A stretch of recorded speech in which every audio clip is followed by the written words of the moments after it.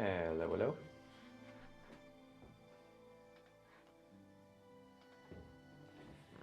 Hello, hello. Welcome, welcome. We're gonna be making a large darkroom print today, and we're going to be making actually one print that I already made before. Good morning, this side war screen. It's not a morning for me, but you're probably in the United States, right? It's already afternoon in Portugal, but I hope you're having an amazing morning. Where is that? Oh, there we go. We're gonna be making a 30 by 40 centimeter print on fiber-based paper, but not glossy, like a matte fiber-based paper, textured. Yeah, it is 10 a.m. here on the east coast of US. That's wonderful. Is the weather good there on the east coast? It's been rather foggy here. Foggy and cloudy, so no sun today. It's usually sunny here in Portugal, but not today, I guess. Lovely photo, thank you, thank you. We're gonna be making like a bigger sized today. I need to get some fresh chemistry in, so we're gonna be making that first, and then we'll jump to the print. I'm gonna use this one as sort of a baseline because I have the settings written down, but obviously when you're enlarging bigger, you have to adapt whatever you have here to the bigger size. A little cool here. It was just around freezing, but should be warming up. That's wonderful. Yeah, the weather seems to be catching up. We had here in Portugal a few days last week where it really felt like spring already, which is really cool. And speaking of spring, I think I'm going to be making a studio session with the 4x5. I'll try to set it up here, and we're going to be making some photos of flowers. It will probably be next week, but I'm kind of excited for that. I think it's going to be fine. It's going to look cool, and we're going to develop the film and look at the negatives and maybe do a print further down the line. Yeah, let's leave that there. We're gonna need bigger trays than this. These won't do.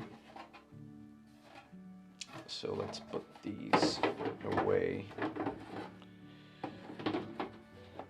We're gonna be making the chemistry first, like a fresh batch. Those away. I think those can actually stay there. That can stay there. Now, let's get this. The developer, I'm going to just make a little bit more because this is still fresh developer, but the stop bath and the fixer, I'm gonna be just dumping it and making some more.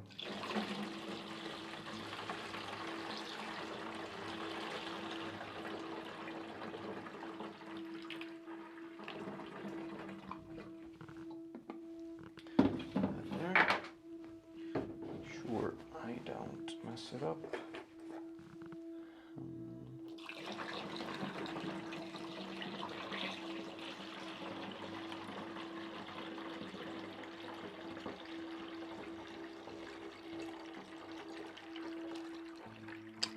I will be making some more selenium toner as well, because I feel like this one is not great.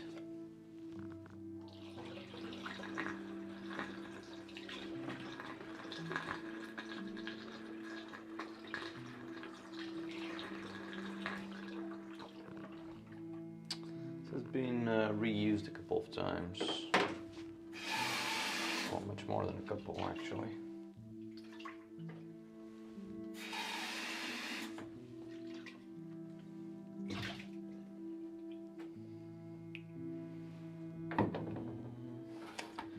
So, put that back right there. Leave it there for now. All right, I'm gonna be making some fixer from Adox, stop bath from Mako, and a little bit more of Polymax developer. I need 500mm more because the bigger prints need a little bit more chemistry for the bigger trays, so I'm going to be playing on the safe side. Oh, this is nasty. Let me clean this up.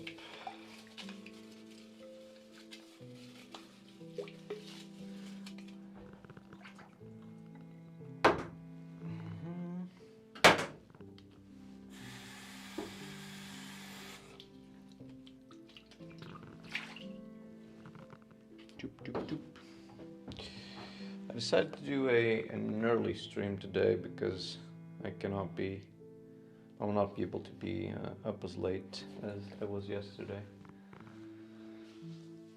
So, what is this?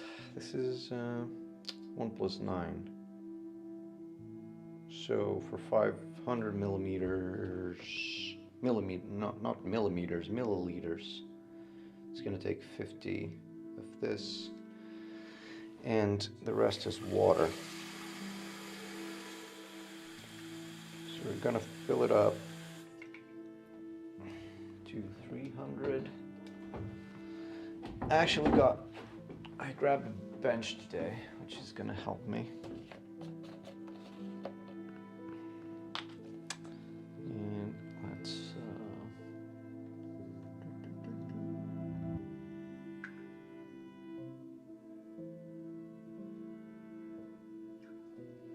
that is good enough.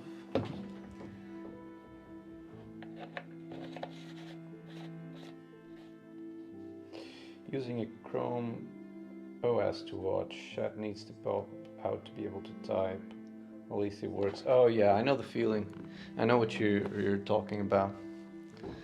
You need to make it like a separate window for the chat.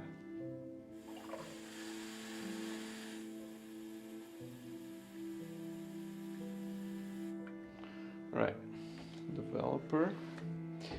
We're gonna mix it up here. It's gonna give us 1.5 liters. Ooh. And let's do that for now. Now, we're gonna be making 1.5 liters, so I will need a bigger cup, whatever the name of this is. Wow. Come on, boy. Come out, come out.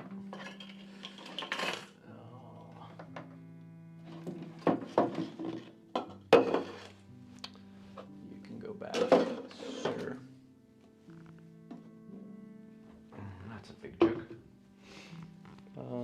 So we'll make the stop bath first. No, we'll make the stop bath first. And this is 1+19. So for 1.5 liters, it's 75. Right? Yeah, 75. Now, do I have a measuring thing for 75? No, but I have for, what's this, 25? We can just eyeball it, right? Yeah, why not? We can just eyeball it. Let's fill it up a bit.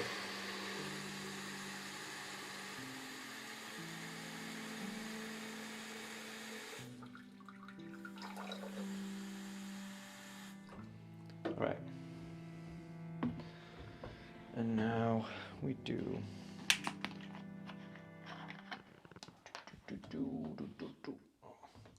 This is sits too low. It should be like this, but I cannot tilt it upwards more. So I'll just kind of puff my chest. So that is, yeah, almost there.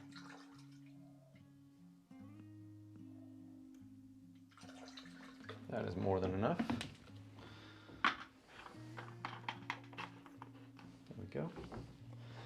Now fill it up, fill the rest of it. Leave it and a half.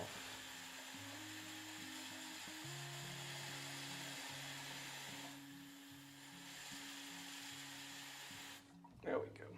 Should be enough.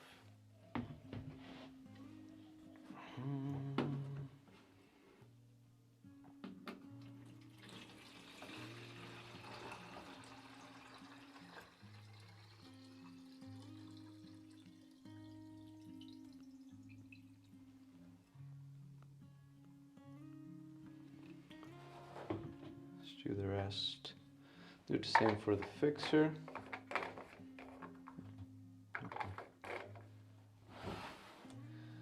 For the fixer.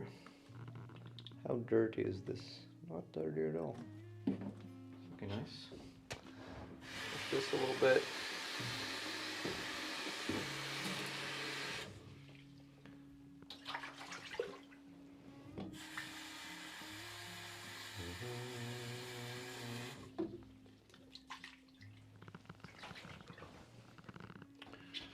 Right. What about this fixer? Just gonna go back. That can go back. And this, we're going to be doing a, I always forget this, it's for paper is 1 + 7. Or 1 + 9. I'll do 1 + 7.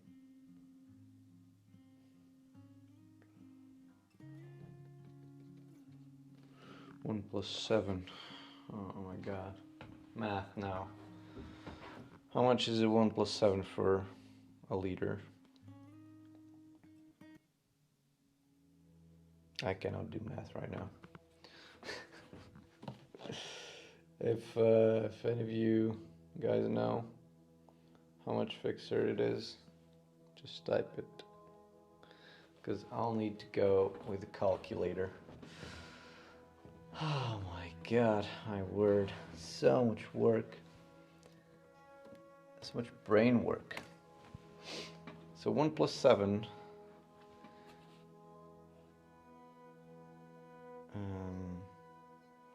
So if I divide that by 8, divide 1.5 by 8. That's right. 1.5 liters. Too much math. Yeah, too much math.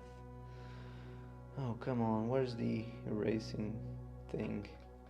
So it's 1,500 milliliters divided by 8. That's almost 200 milliliters, so it's 187.5 milliliters of this. And the rest is water. I could never do that in my head. So I'm gonna eyeball it again. Doesn't matter too much.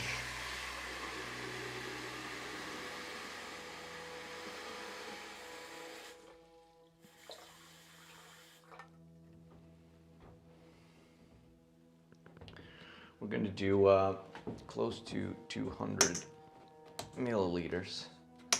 I think I keep saying millimeters, not millimeters. What the hell is that? Get out. Frick.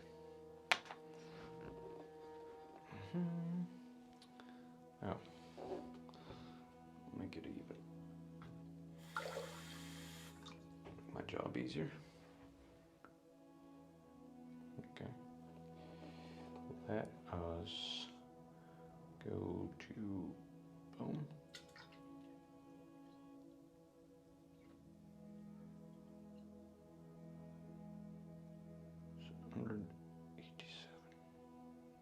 That should be about right. It's almost 200.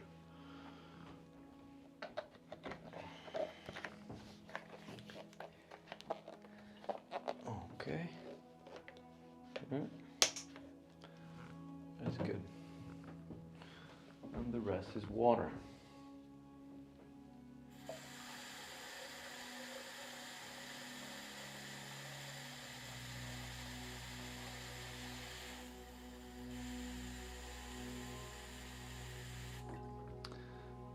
.5.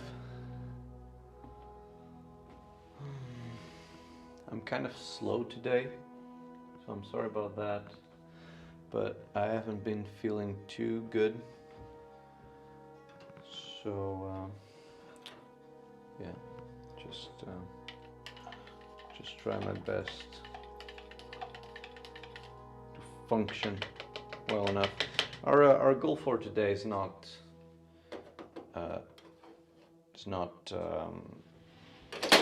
is just to make one print. That's my goal for today. We're gonna get that print right. Print it big. And we'll be doing some split grading. I don't know how many of you are familiar with the split grading printing technique, but you basically use two different filtrations with two different exposure times, and that's in order to control the contrast, and especially in the bright areas. And then when you want the darker areas a little bit darker without affecting too much the other spots. We'll see. Okay, that can stay there for now. Just wash. I'll just make another liter of selenium and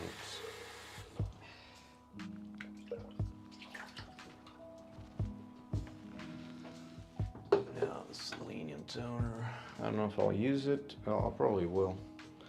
But how much is this? 1 + 20. So it's 47.6 milliliter for the rest. So basically 50 milliliter.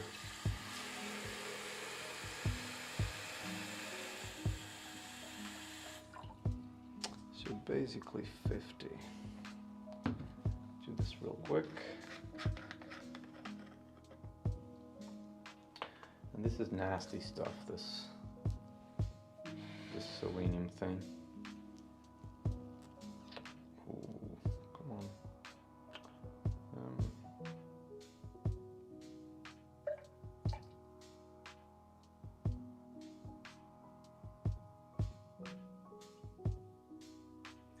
That should be enough. This should last me for a while. How many? 50 sheets of 8 by 10. It's nice. Oh, I need to.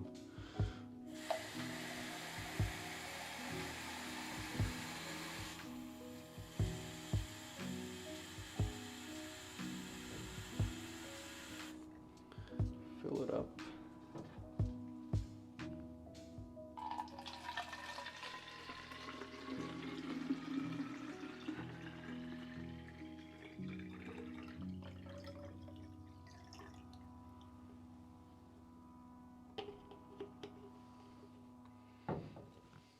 Cool.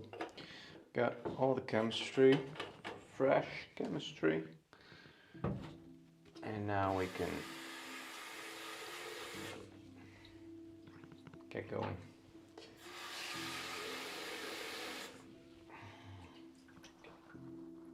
Right. Leave that there.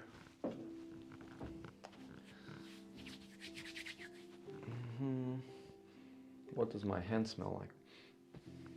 Stop bath. Right. Let's look at this one and see if based on this we want to change anything.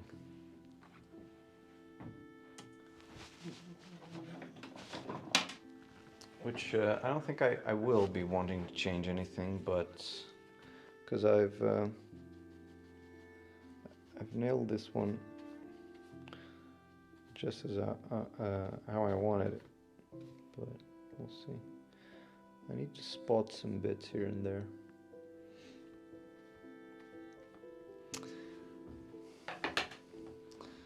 Yeah, well, I think this is pretty much how I want it. So we'll be putting the negative in the enlarger, and we need to swap this lens out as well, because we have been printing 35mm, and that's not going to be good for. This lens is not going to be good for printing 4x5 large format, which is what that negative is. So let's swap the lenses. Yeah, I actually have it mounted, so I don't need to unmount that one. There we go. Okay, it's nice and tight.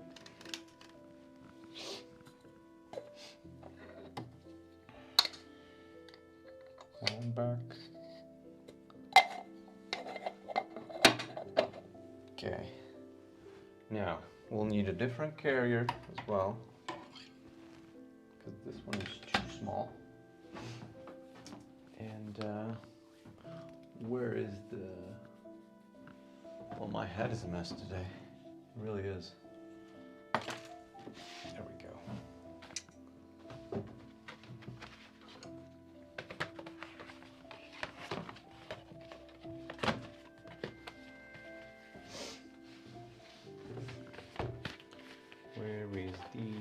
Not this one. No, this one. There we go. We got the carrier. Now we just need a negative.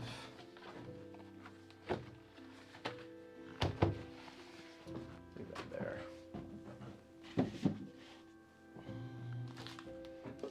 Away. And now the negatives are. Where are those 4x5s? There we go. There we go. Let's get that as well. Bring it here. Oh, come on.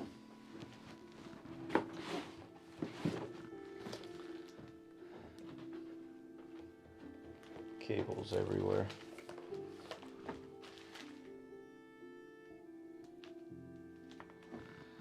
Right, I think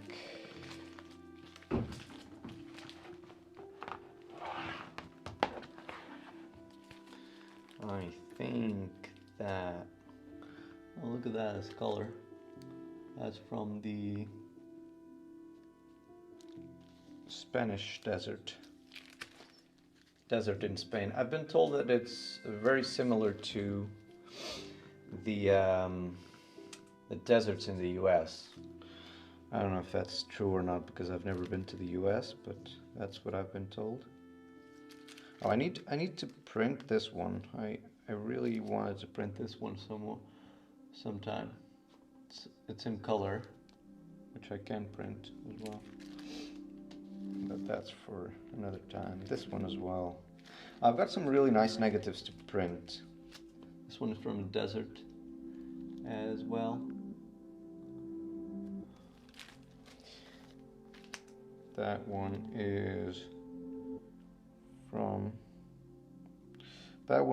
from Spain as well, but not the desert. It's from Picos de Europa. This one is from Scotland. But that's not the one I want. There we go.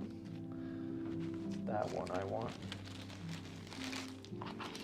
What's this one doing? Oh, from the desert. So this is the negative I want.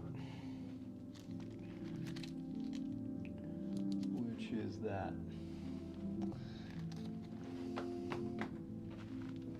Gonna put this away.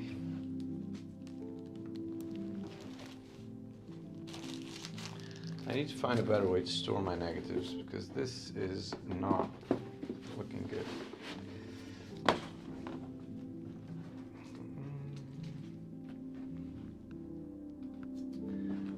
Right. We need to put it emulsion side up, which is this way. There we go.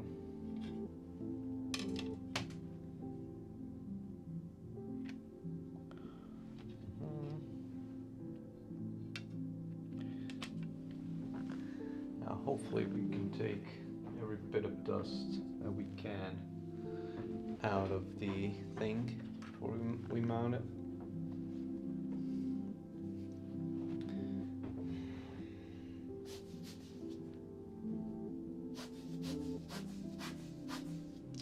Which we'll never be able to. Especially those buggers that are stuck to the emulsion. My dad and I watched POV walks through different countries, seen cities in Portugal, beautiful country. Yeah, it is. It is a beautiful country. It's in terms of nature, natural parks, I feel like it's somewhat limited. I think it's started to get a bit packed. Oh no. Got something there that's not cheap. YouTube traveling. Yep, there's a lot of people that come here because it's really cheap, and because of the weather, I guess, as well.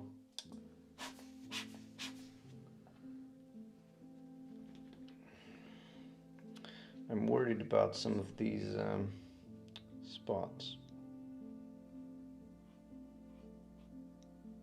Now I don't want to scratch the film, but I wanted to.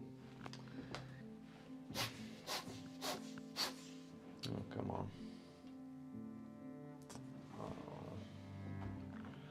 It's not coming out.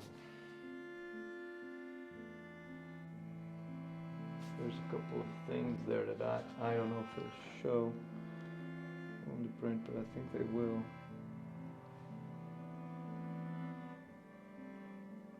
I could try and clean it, but with these big negatives, I'm always a little bit scared of scratching and doing kind of a worse job than it already is. But I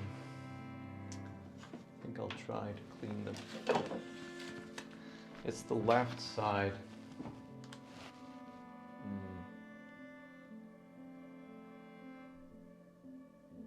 I actually don't think. Yeah, they won't show. It's just really faint cleaning marks. And I think I'm just gonna. I won't bother with it. And see if they show on the big print, but I don't think they will.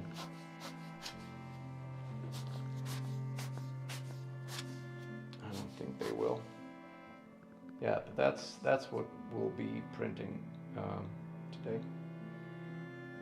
There we go. It's better there. Right. Hopefully there's not going to be too much dust. Remains to be seen. I know that there's a spot up there just in the corner, and that it's in the negative. There's a little bit of emulsion that's missing, and it will obviously cause like a black spot, which is what is right there in the corner. I don't know if you're able to see, but hopefully you are. And I'm gonna try and crop that out without bringing this tree too much to the edge there. That's the plan. That is the plan. And the paper that we're going to be using today is going to be this one. So I think it's going to be a really nice print. This is a very expensive paper. Art, textured, fine art. So I have not printed with this paper for a long time actually. So hopefully we can make this right. And because I don't want to be wasting that paper, we're gonna be doing the test print with another fiber-based paper, which should be pretty similar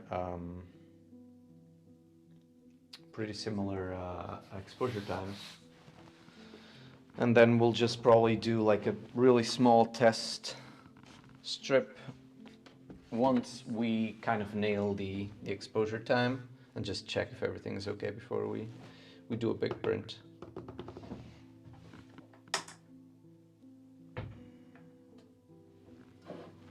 We get the red lights on. I will need that. I will need these. So for this print, this size, I have used F16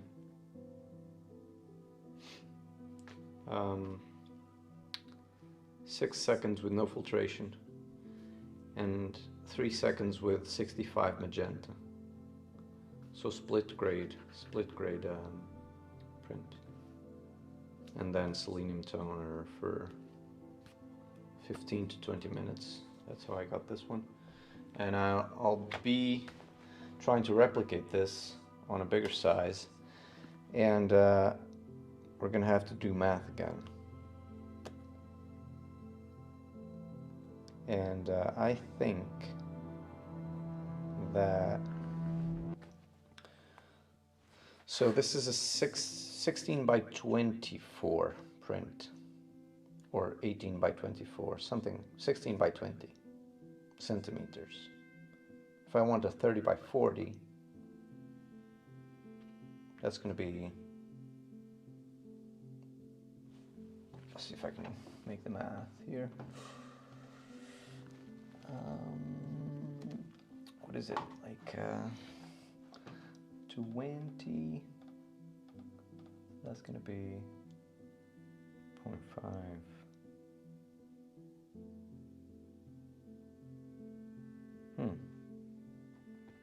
I wonder. Give me just a second.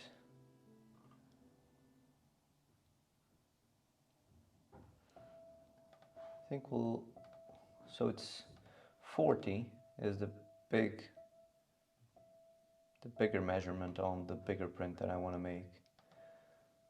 Divided by 20 we get 2. And the square of 2 is 4.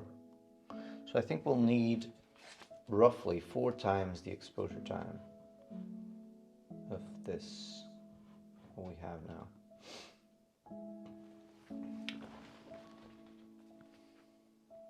pretty sure. I've never adapted with this enlarger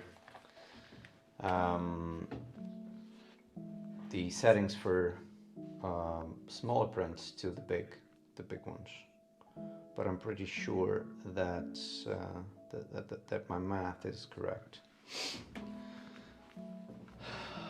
But we'll test it, won't we? And we're gonna be doing a 30 by 40, which is the max of this easel. We're gonna take a little bit for because the paper is 30 by 40, I believe, yeah, and something. We're gonna take 1 centimeter off of each, no, or even 2 centimeters, and make it like a 829 or 28 by 38, something like that, and leave 1 centimeter on each side. I think that's 1 centimeter margin is going to be really thin though. I usually print with smaller margins like this, but I think I'm gonna make them a little bit bigger here and make like a 2 centimeter margin. And for 2 centimeter margin,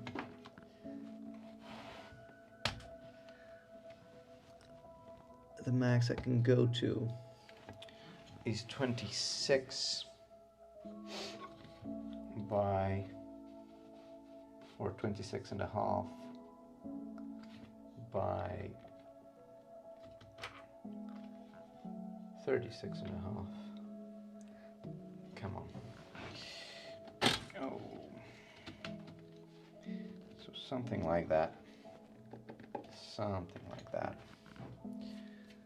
That's how big we're gonna print.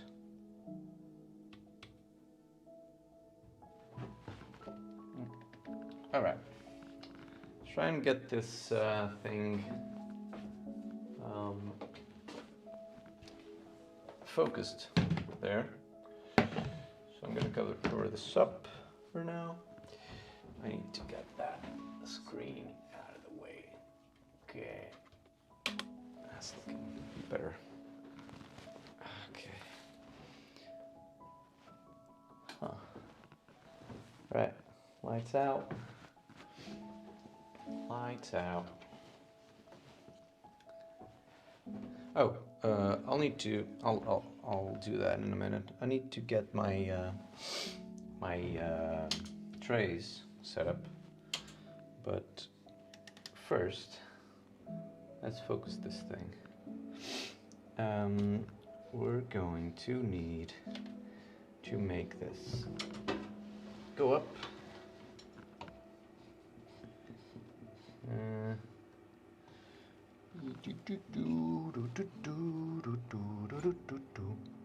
Oh my god, this needs to go way up. Okay. Oh my god. This needs to go even more up.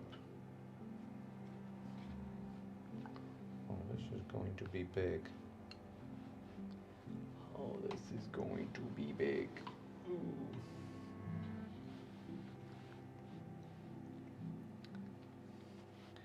And I'm going to have to crop things here.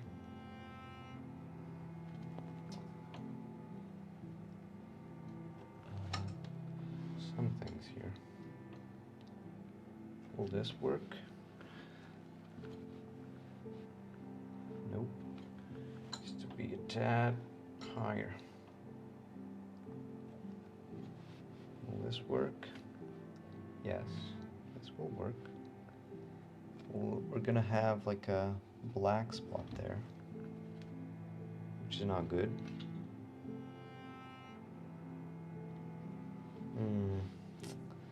I think that spot is on the emulsion as well.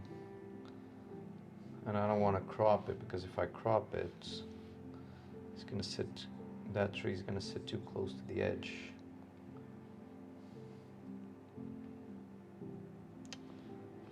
What I could do is I could fix it before, but that's a lot of work.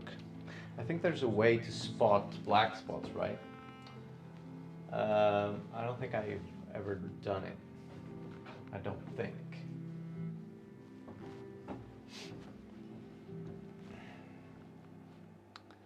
But this is looking good, apart from this white spot here. I'm gonna look at the negative again and see if it's something that I'm pretty sure it's not something I can take out, because it's a white spot, right? So it means that it's emulsion that's missing there. Yeah.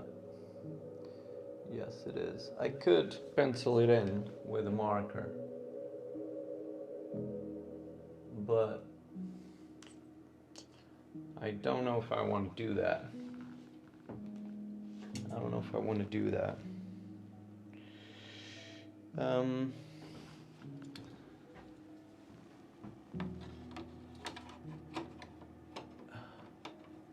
me search for ways. I know that they exist. Ways to fix a lifted sort of emulsion on a negative. Because if I was able to fix it before printing, that would be better.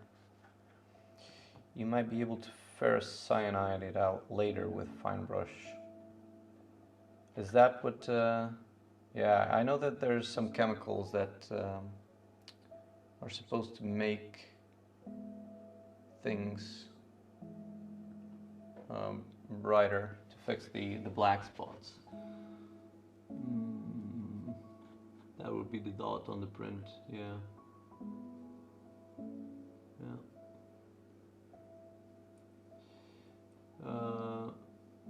I could, with a fine brush, I could put a little bit of fixer there.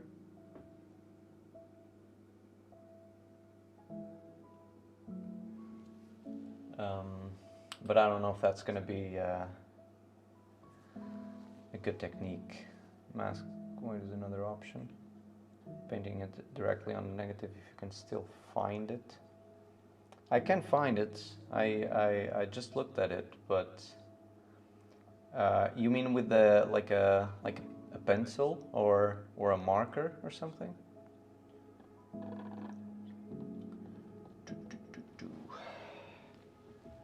It's such a big negative. I would probably try to avoid messing with it. I don't want to scratch it or anything.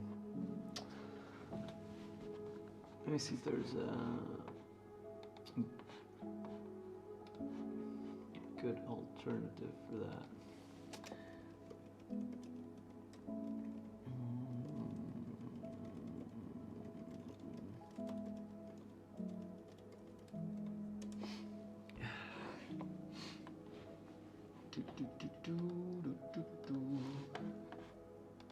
Huh.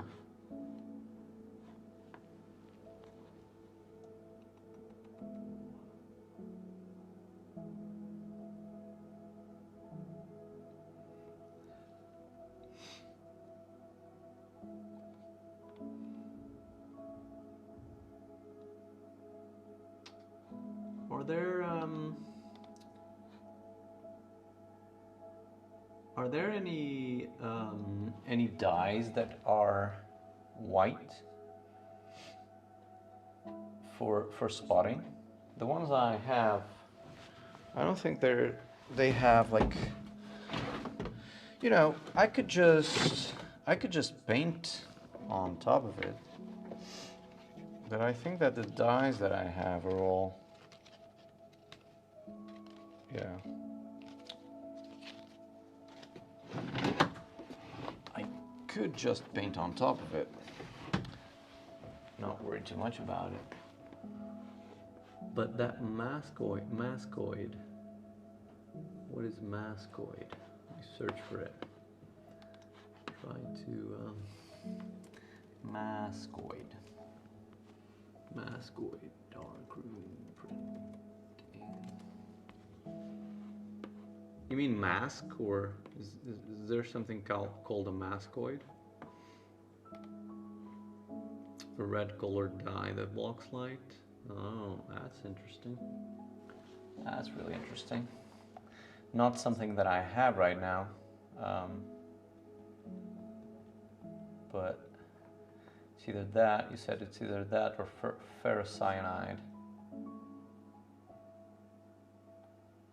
Is the product, but I don't know if you can still buy it. Oh, okay. Is it one of those nasty chemicals? Because I know that here in the European Union, a lot of the chemistry got banned because of, well, the environmental impact and changes and all that.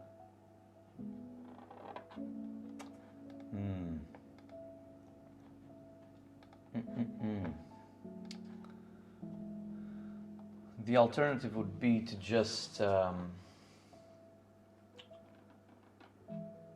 crop that, because it's on the side of the print. So it's basically, you can see it right there. It's that dot, black dot right there on where my finger is. It's not too big, but obviously in a bigger print it's gonna be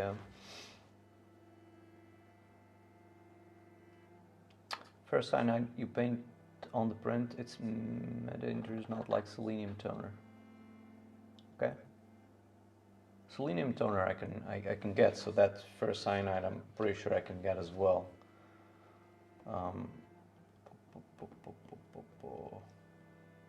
It's a bird at wings. Oh, that's an awesome solution, you know. I think I'm not gonna worry too much about it. I'm gonna try and make the print, and then we'll see what we can do about it later, you know, because yeah, that's what I'm gonna do. And if that, I'll research on that ferrocyanide. If I can get it, I'll try it after the selenium toner. I'll try to spot it just with kind of the inverse technique. Right. All right. Let me get these trays ready. Move this out of the way. Get out. Get out. Wherever you are. Will I have space? Will I have space? Selenium. Oh my god. And I thought I had big sink. It appears that I don't. This can go RA4 chemistry. Get out of the way. This is developer. Let's put this aside.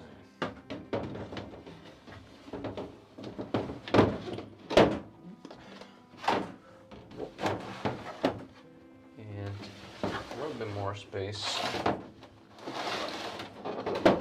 and another one. All right, that will do. It's nasty though.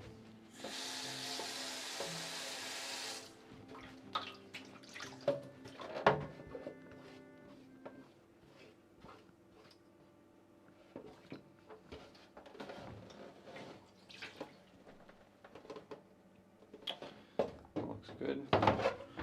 Just put the developer in.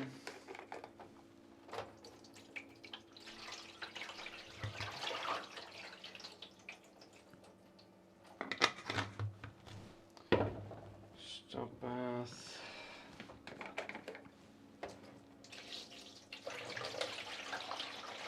And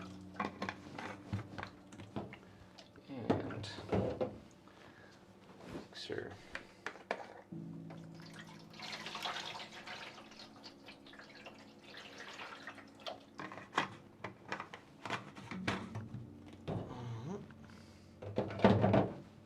There.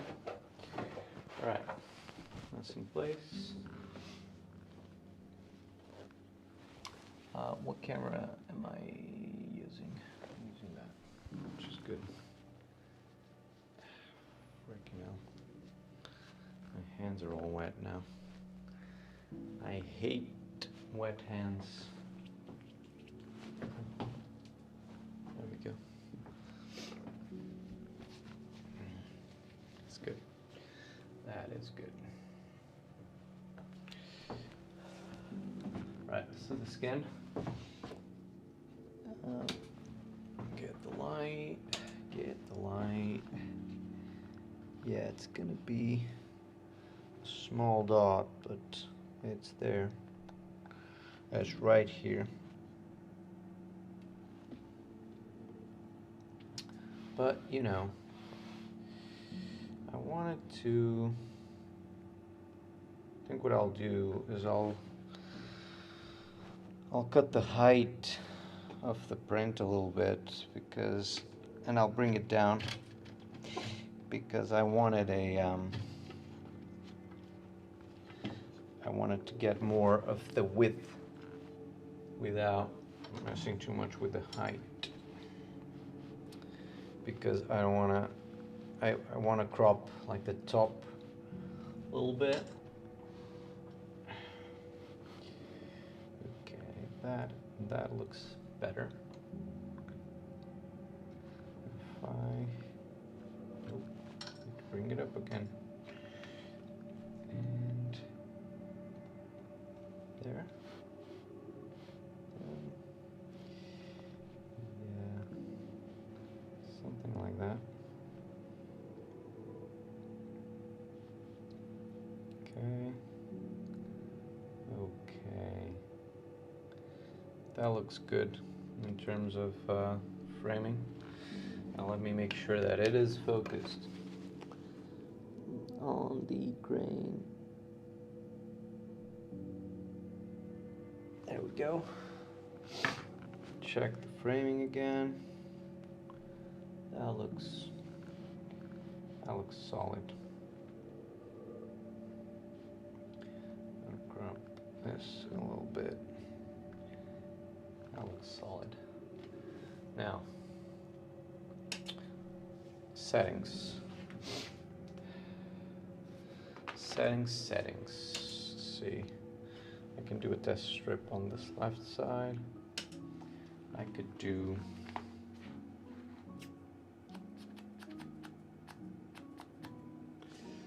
let's keep the f16. Let's bring the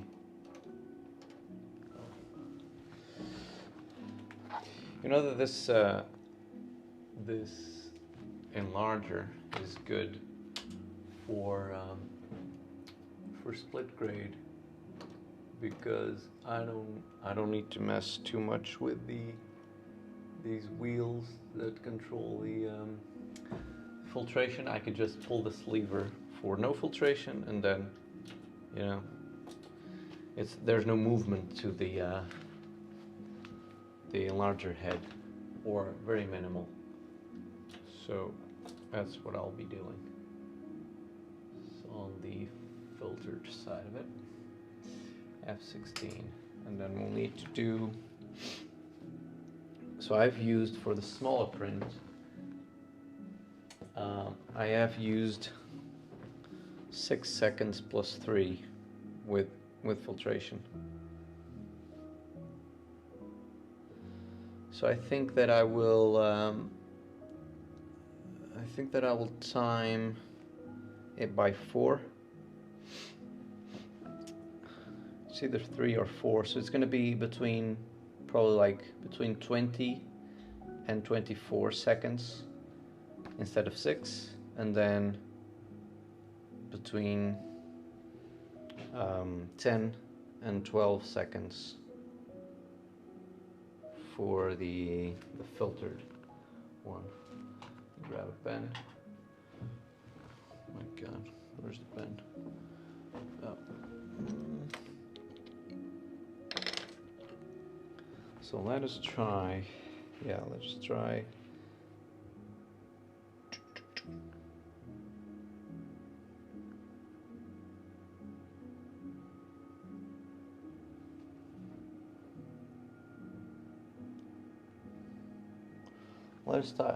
Let us try exactly 4 times and do a test strip with 24 with no filtration and 12 with filtration. And we'll not be using the big paper. We're going to be using this fiber-based glossy paper. I think it's going to be pretty similar to that.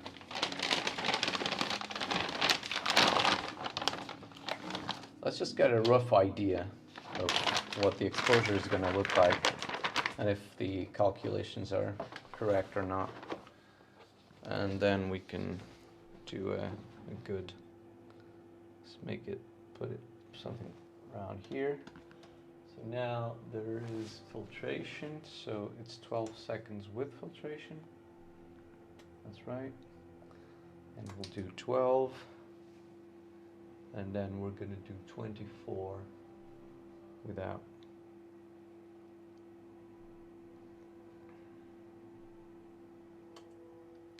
We're going to do 24. Put it on white.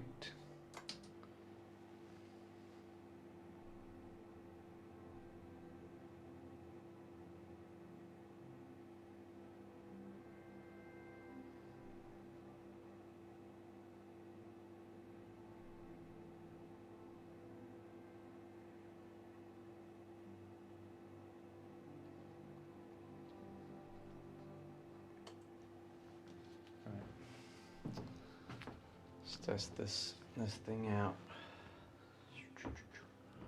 Where's my? There we go.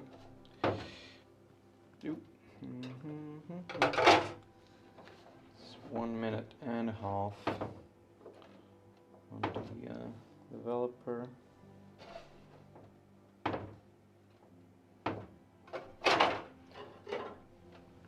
Put some tools.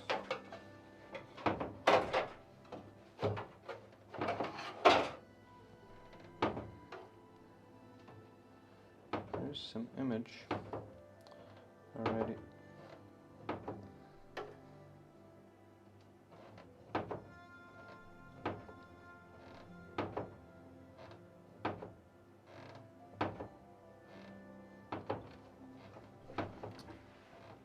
Oh my god. Hey. I thought this timer was going, but it's not. So I think I'll leave it there for a little bit more.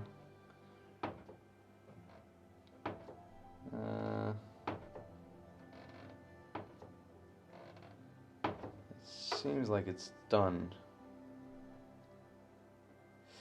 I didn't count the time though,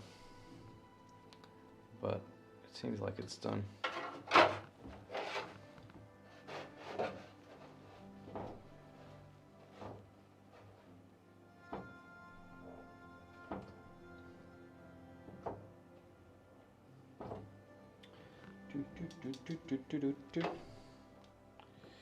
And the print seems to be really much darker than the one that I have there.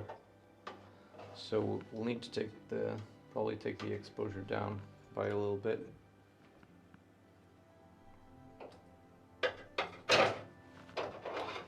But we'll see.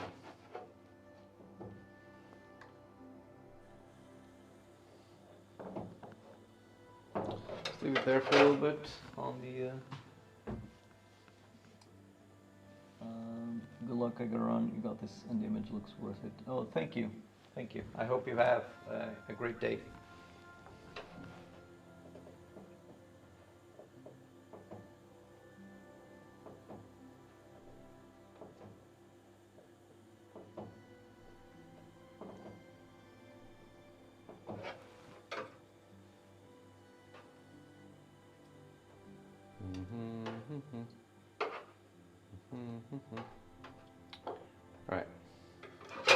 turn on this thing and look at it.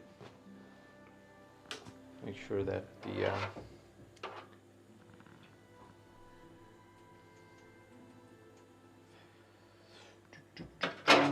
we don't need to fix it for the full time. Oh my god, so fragile. Put this there. I'll look at them side by side.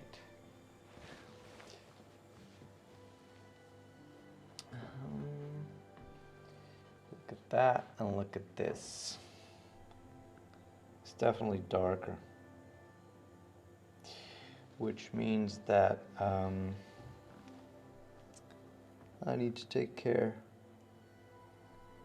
I think I overdid it. It's probably, so my initial calculations were it's 3 to 4 times the exposure time with the same settings, and I've used 4, which is clearly a little bit too much, I believe.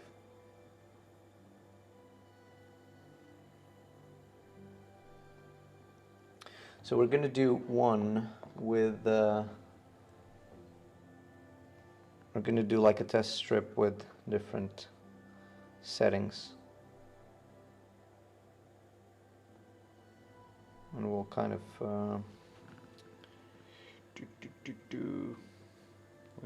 let me think.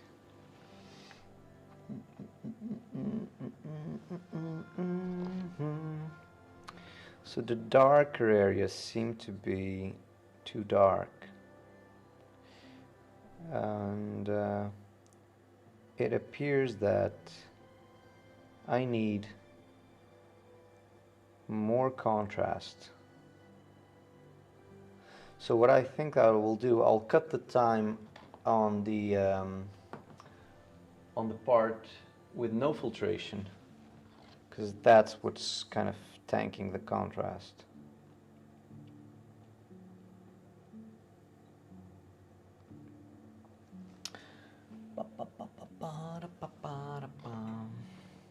You know, let me do another test strip with 3 times the exposure times, and we'll compare it. So instead of 24, I'll do 18, and instead of 12, I'll do 9.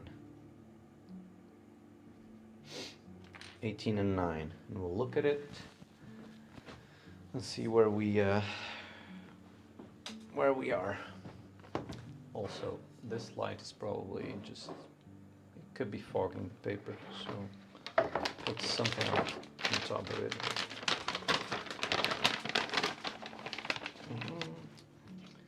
I have a really small test strip.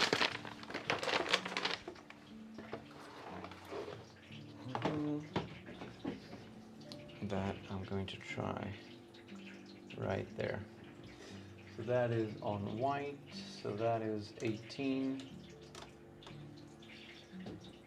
and then we'll do 9.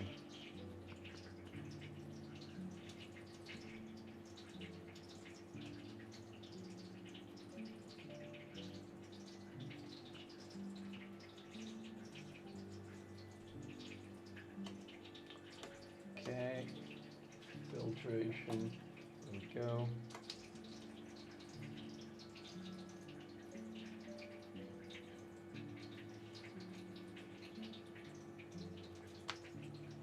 All right, try that.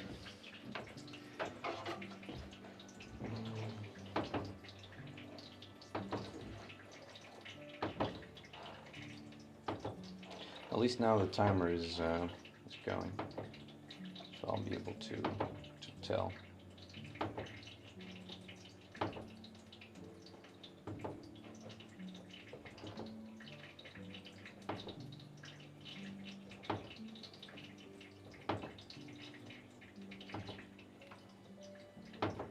It should start to come up.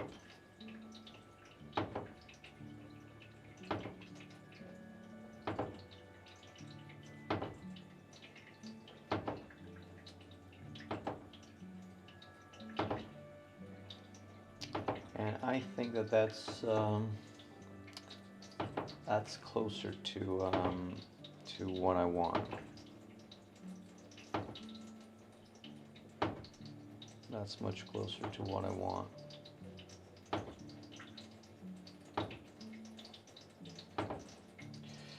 Seems to be, anyways. But we'll see. All right, that's good.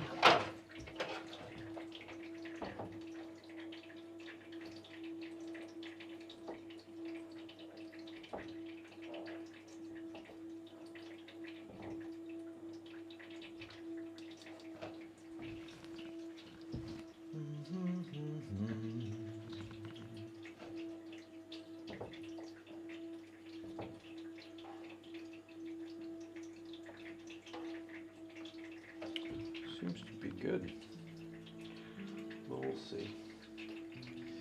Leave it there for like 30 seconds.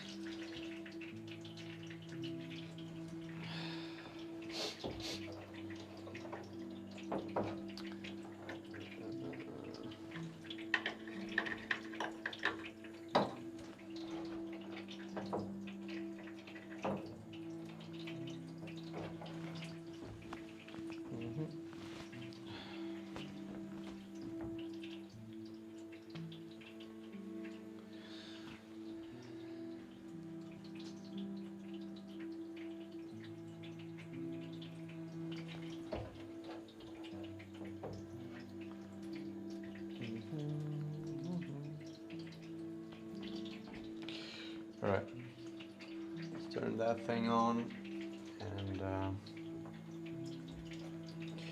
look at it. All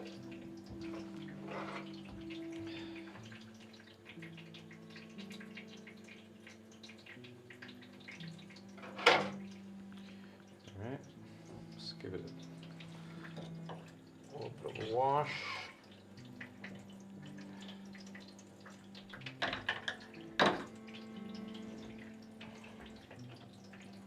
Now that's much better as it is.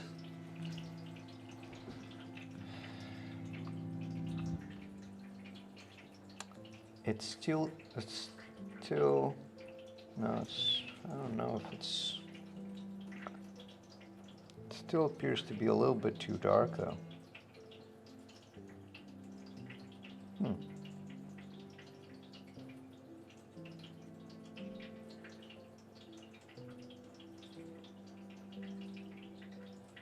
I think that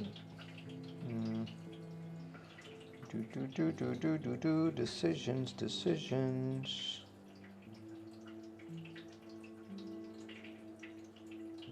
I wanted a little bit more contrast, so I think I'll change the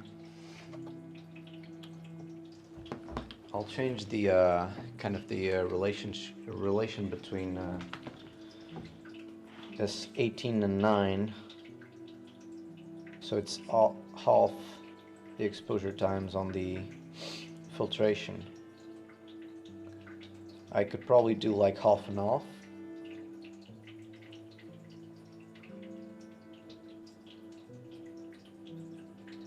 And do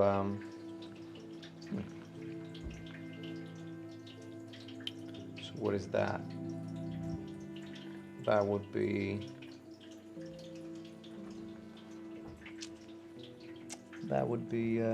15, 14 seconds, 13, 14, probably like 13.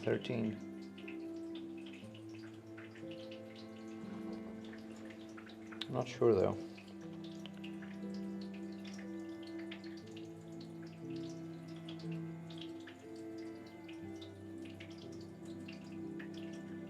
Not quite sure though.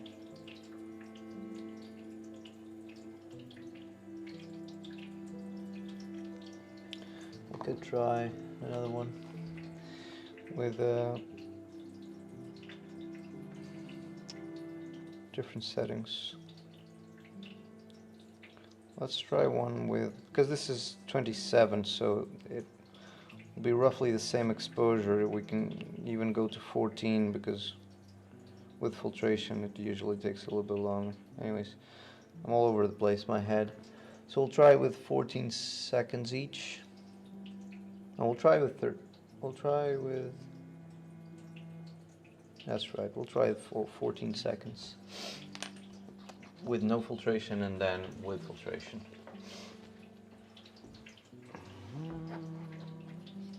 Let's leave these two here.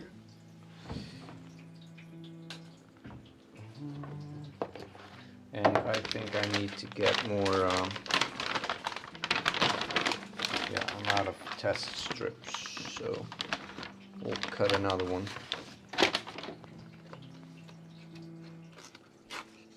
Ooh, that's too big, but, you know, now I will go with it.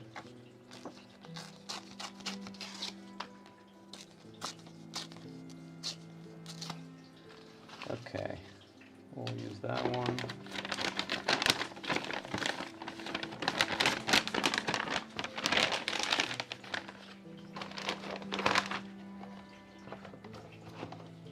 Okay, now we'll do 13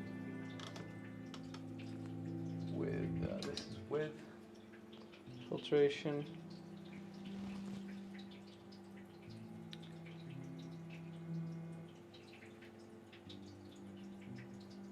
Actually, I'm not sure if this print is if I refocused. I'll have to check before I do the bigger print. Or if it's just because the paper is kind of curled, because it's not sitting flat, that it's not appearing to be in focus. Probably that, but I'll need to check it.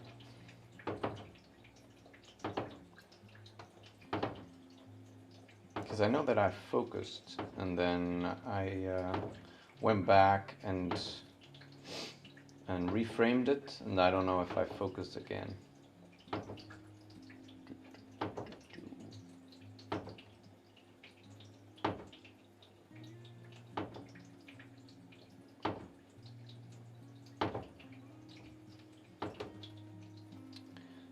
Seconds. Usually when the image starts to appear, 30 seconds have passed on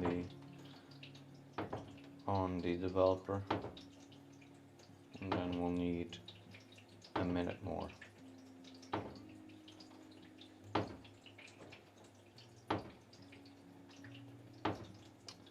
This is more contrasty for sure.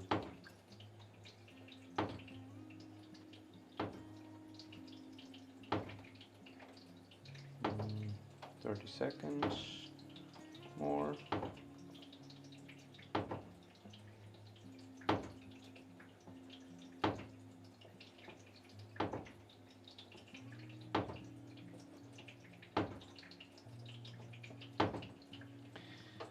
I wonder how similar the exposures are going to be between both papers, because they're both from Ilford, they're both fiber-based, but they're not the same sort of how should I call it, like the same line of papers. So I don't know if that that has any difference or not. I've never tried this before, so it will be nice to know if the exposure times remain the same or if there's any variation to that.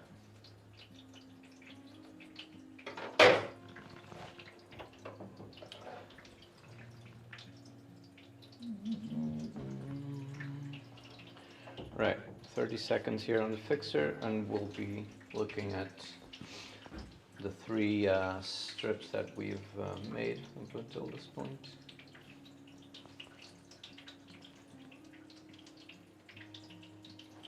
Doop, doop, doop. Let me make sure that everything is as it should be on the streaming side of things.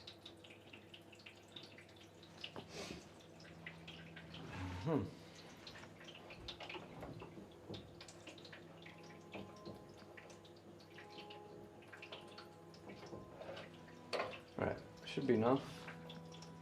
let us get the lights. I always look back because I always double check if I've covered the paper.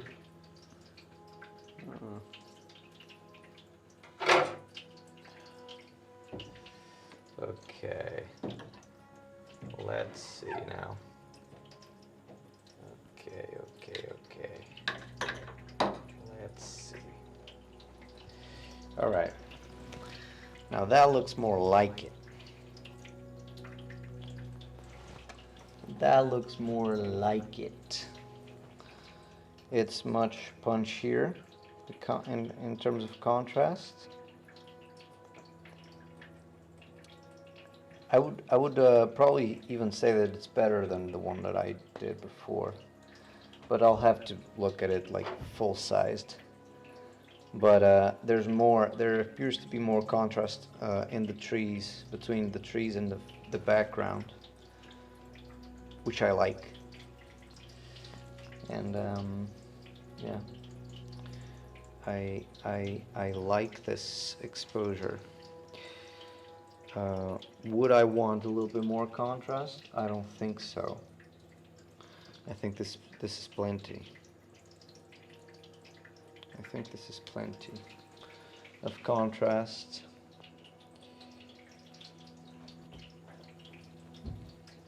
Let me just stop and kind of ponder it a bit.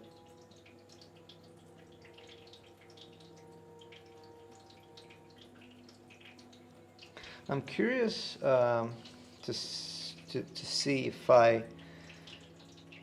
this kind of triangle here on the bottom, it appears to have been burnt in a little bit, but there's no notes. I didn't take any notes of that, so maybe it wasn't, but it's really dark. I really like how dark it is. It kind of just makes our eye go just on this middle part and then back again, which I like. But yeah, just looking at it, I like it. I think the contrast is enough.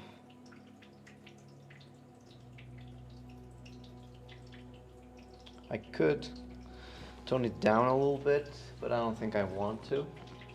Let me look at, I always like to compare different prints to see how dark I can go, how dark I went in other images, and to kind of gauge where I'm at.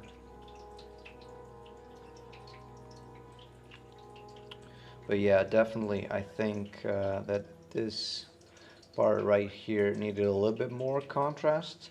Now looking at other prints, and I think we got that on this last test strip that we've done.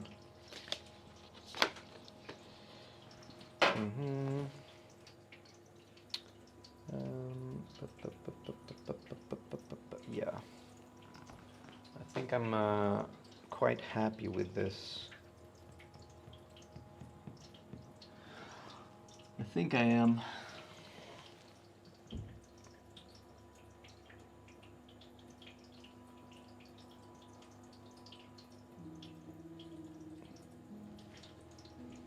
I think I am.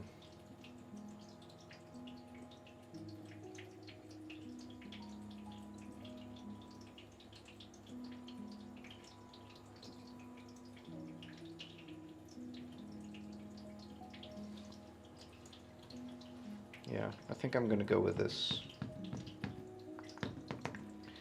Yeah. Yes, I will. I think it's better than before.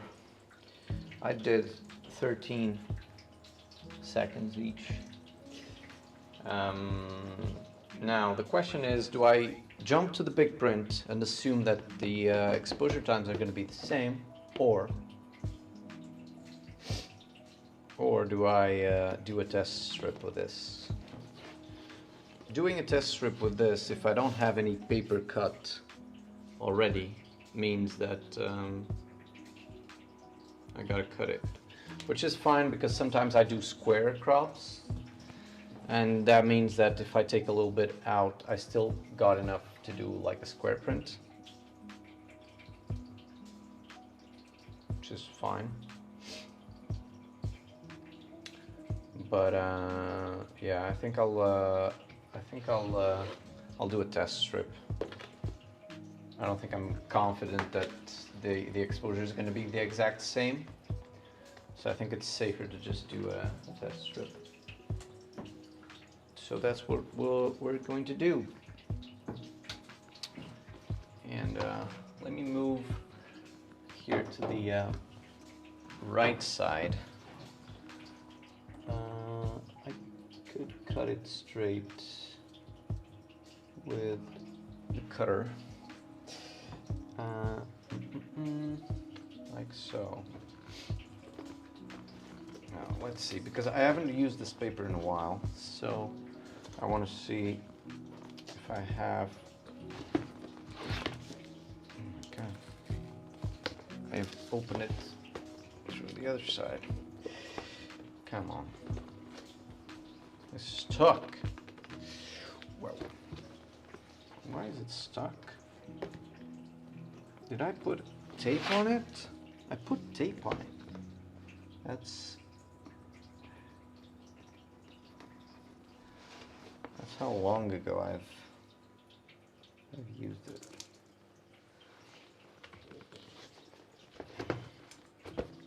There we go. Let's take one paper out. Oh, okay. This out.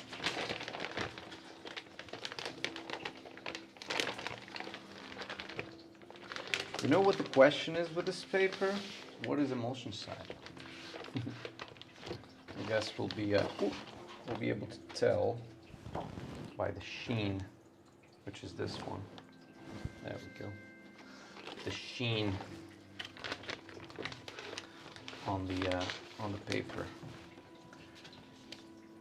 And let's get this light out. I'm not confident it's totally safe, so.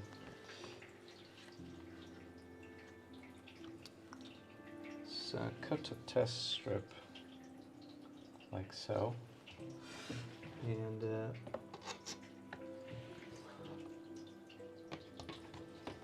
let's do a test strip like that. It's really dark, so I'm sorry if you guys cannot see. I cannot see.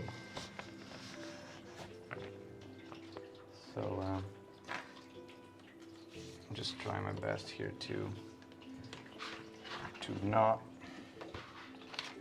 fog paper.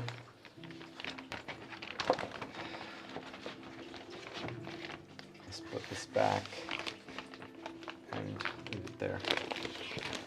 Good. You can use it for another print later, like a square or something. Now, let's try engage again. Where's the emulsion? Definitely this one. All right. Let's try a full thing now with the same exposure.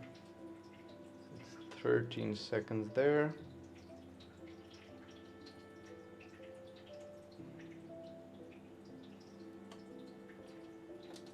And because this paper is textured, it's actually really hard to tell which side is the emulsion side. Usually the paper has a really clear sheen, and that's how you can tell. But this one is textured, it's not, there's no gloss at all, it's matte paper. Now let's do a minute and a half.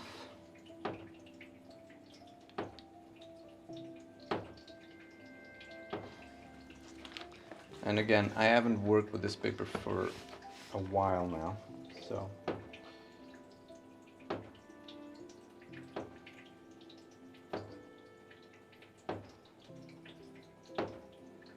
Yeah, dark, dark.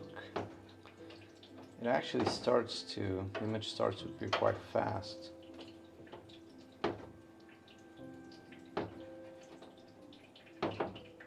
But yeah, turn it upside down because it's floating a bit. I think this paper has less density than the one that I was using. I'm actually scared that the exposure time is going to be a lot different, which is going to be a bummer if it is.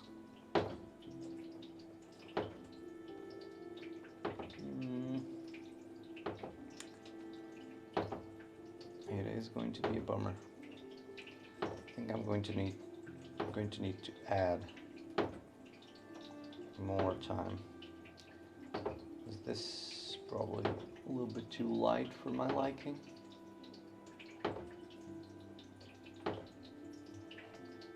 I'm going to develop it for the full minute and a half.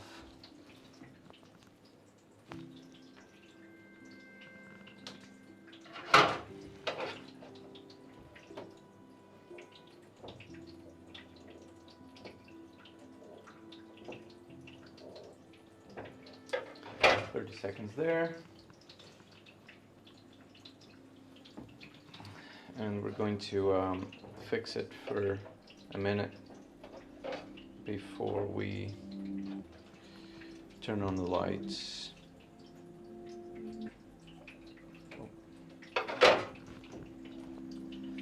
It seems really light.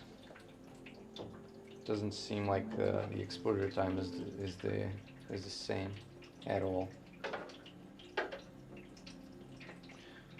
which is good to know. It's really good to know.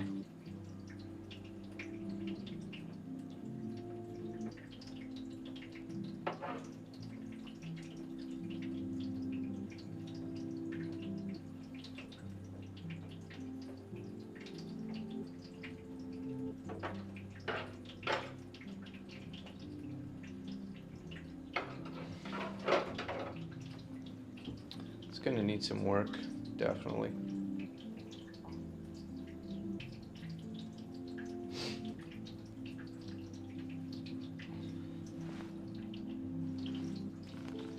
All right, shall we look at it? Here we go.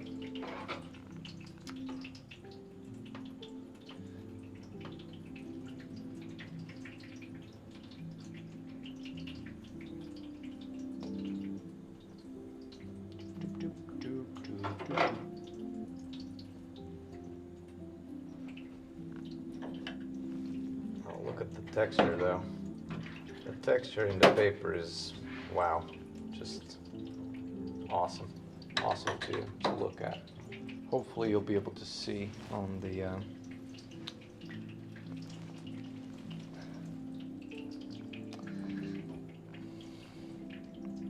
but you can already tell that comparing both of these, there's a lot of difference between the tonality. So this is what I was going for, and this is on fiber-based paper, but it's glossy. It's a different kind of paper. This is the paper that I'm going to use for the final print, but it behaves very differently from that one. And I'm gonna have to do another test strip or two to make sure that I nail the exposure for this.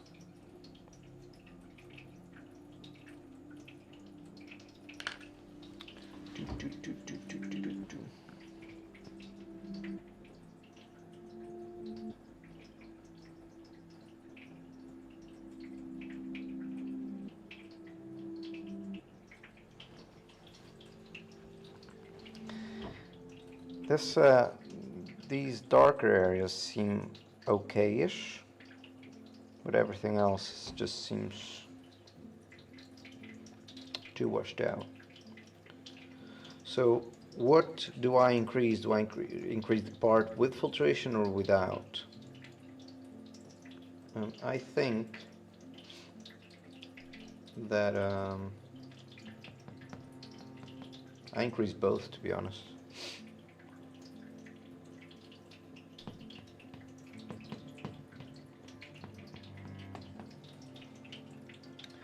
I'll increase both, to be honest. I'll do... Wow. That's rough. I think I'll do... so in terms of this brighter area, I think I want it a little bit darker. I think it's too light. So that means that the no filtration part of the split grade printing has to go up as well. So I can do 15 seconds with no filtration.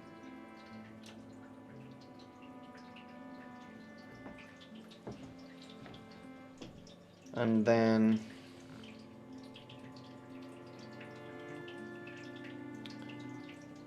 I can do intervals with filtration and see where we land. I'll do 15 and then I can do 12, 14, 16, 18 and whatever with filtration. Let's see what we get.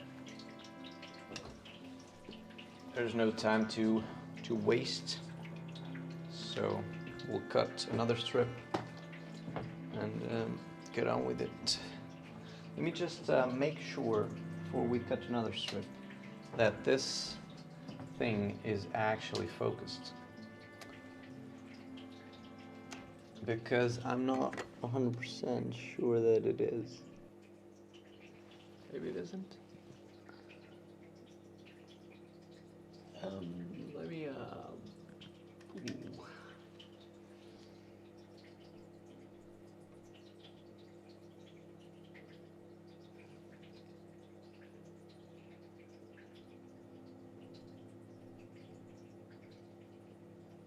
Oh, it was.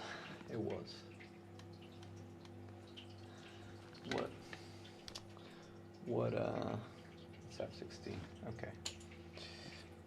It was. So I can do another one. Come on.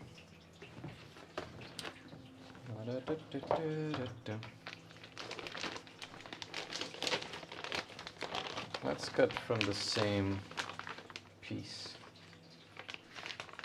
because I'll need more, so I'll just tank one piece of paper and get a lot of strips, test strips.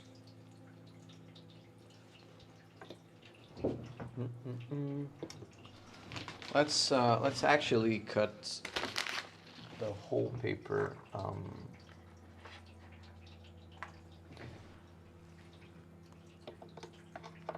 my god, man, it's so hard to see down here.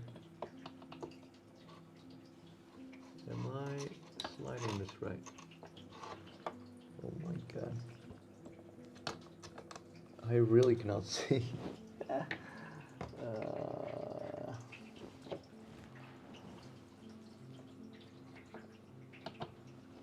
we go. That's one. Oh. Came out? No? Came out. Oh, that's very thin though. Let's cut a bigger size one. Oh no. Oh no.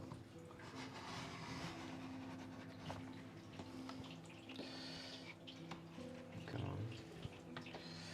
So hard to see that I'm just not doing a really good job on that. Let's cut a couple more.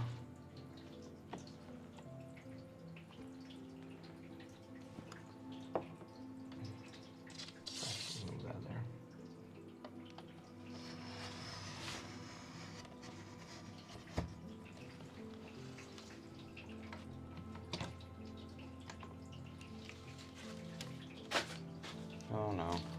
Negatives are falling. Everything's a mess.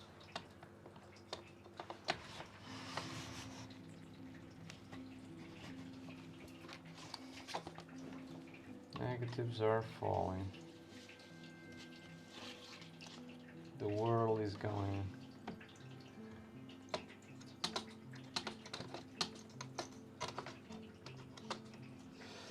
I'll just cut this one more.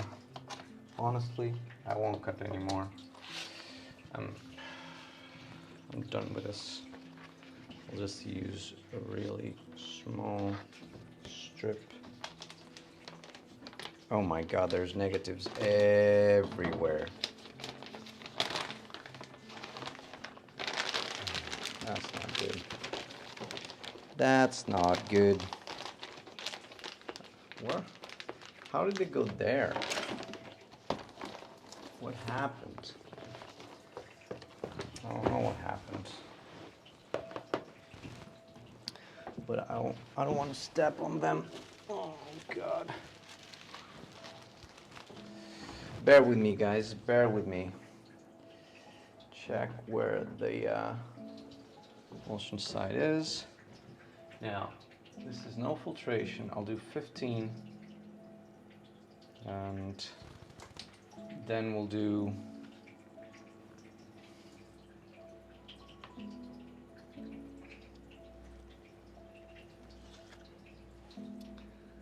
Then we'll do 12 with filtration, and then increments of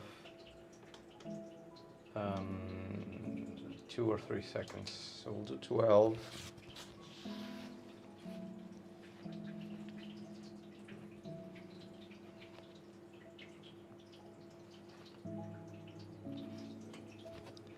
And then do increments of 2. We'll do 14, 16, 18, and 20.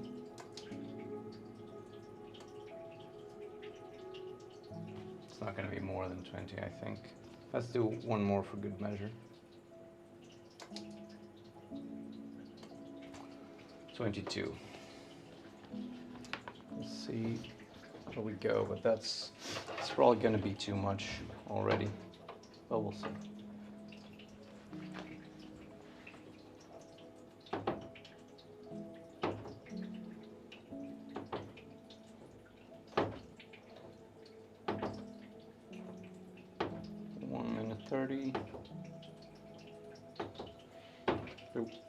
This GoPro is really low though.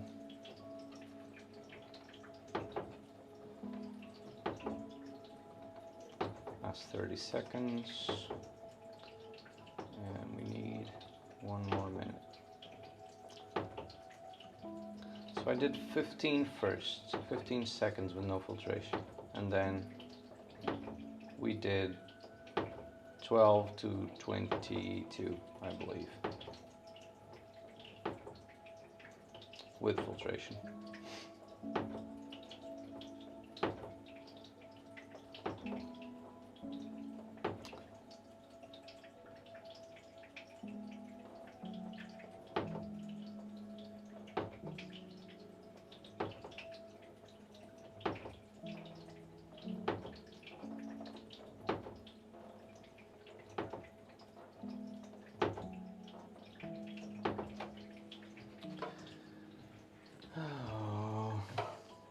Days.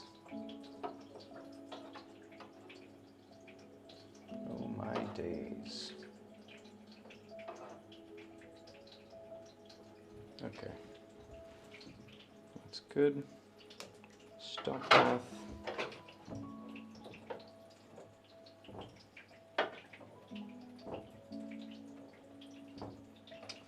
Go for 30.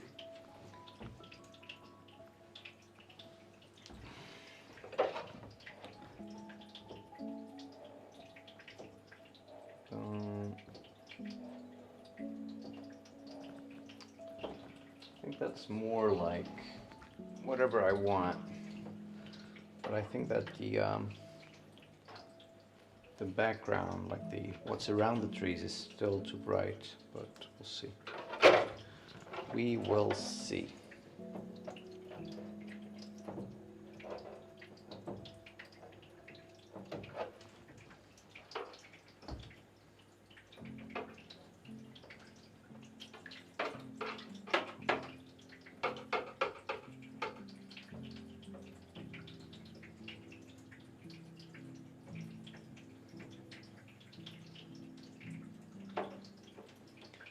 More seconds on the fixer.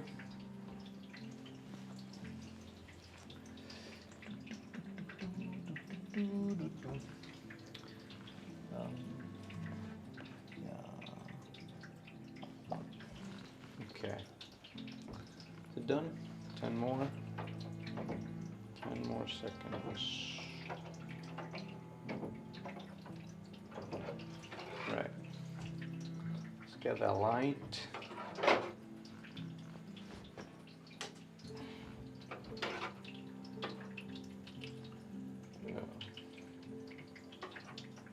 Probably still not enough, huh? Wow. Wow, wow, wow.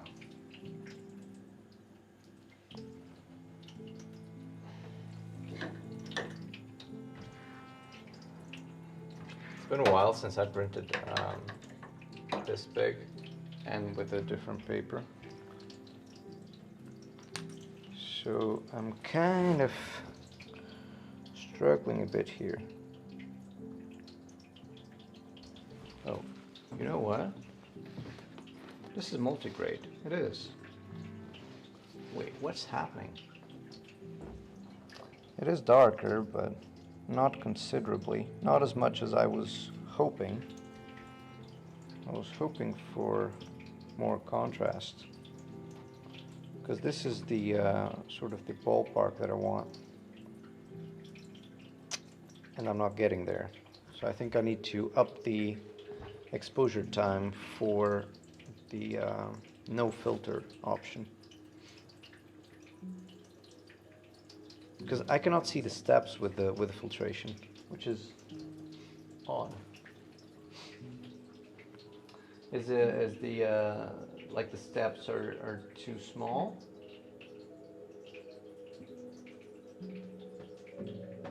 Are the steps too small?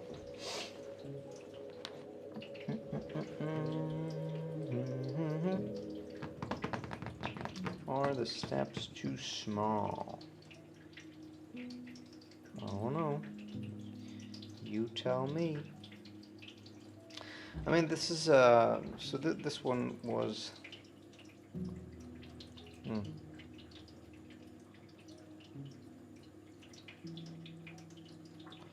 really like this one more, though. So I kind of want to try and get as close as possible to that. So I think I just need to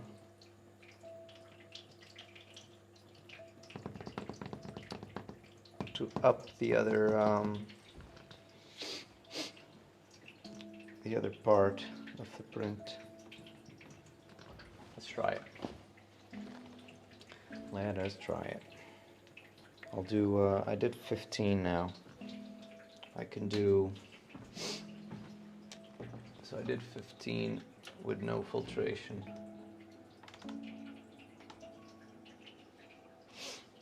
I can do the increments on this part.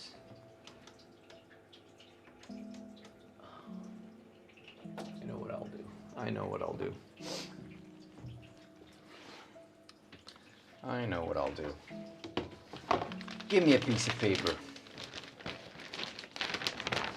Give me a piece of paper, man. It can be the thinnest piece of paper. I don't care.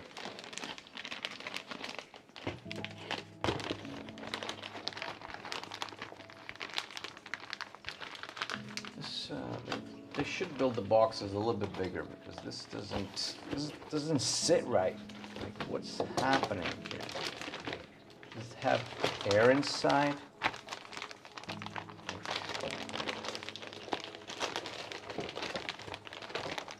Doesn't close properly.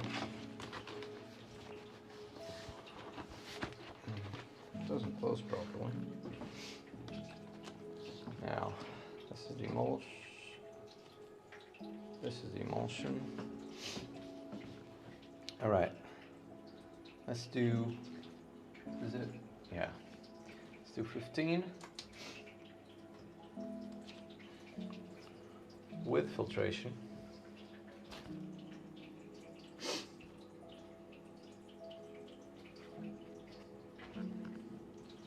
And then 15 without. And then 15 without. And then we'll do steps of 3 seconds. And that, I'm pretty sure, should give us a nice range. Should. So let's do 1 step. I was in the hole there. 2 steps. So 21, 24, and 27. Let's do 1 more. No. Keep it at. Let's do 1 more. 30. Oh no. What was that light? Oh no. Is the GoPro emitting light? I'm sure it's probably died. So I'll get it working again in a bit.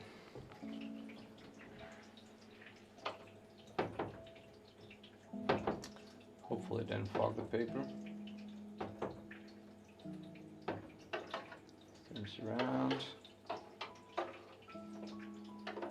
Okay. So we went 15 with filtration and then 15 all the way up to 30 without filtration.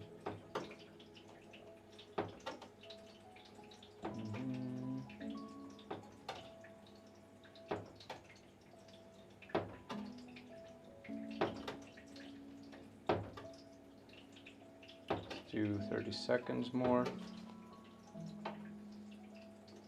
on the developer side.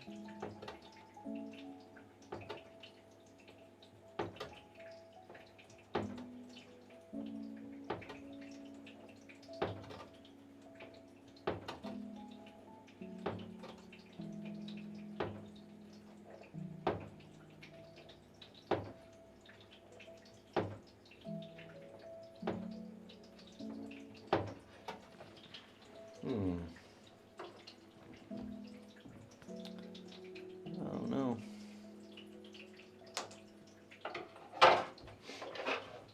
This paper behaves weird.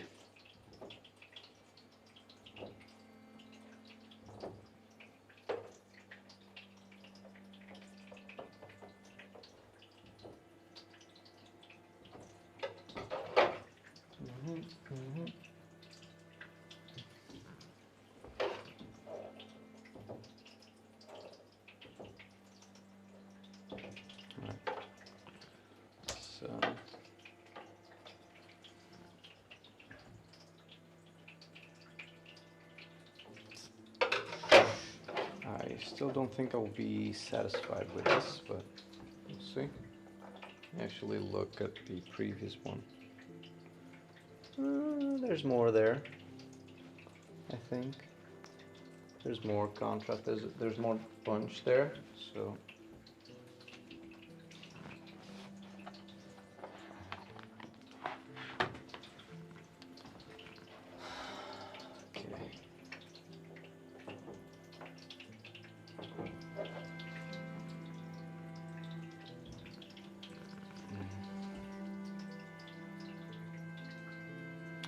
I thought that today was going to be a little bit more straightforward, but I'm happy that I took on the challenge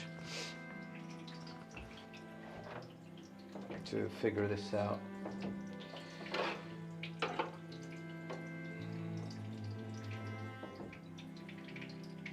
Because there's no fun in doing things that you've done previously.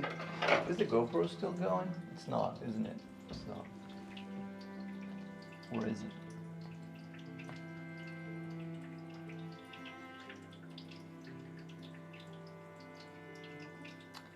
Where's the GoPro going? I cannot figure it out. Well, we're gonna be looking at that, but let me just make sure that what's up with the cameras? Oh, the GoPro is not.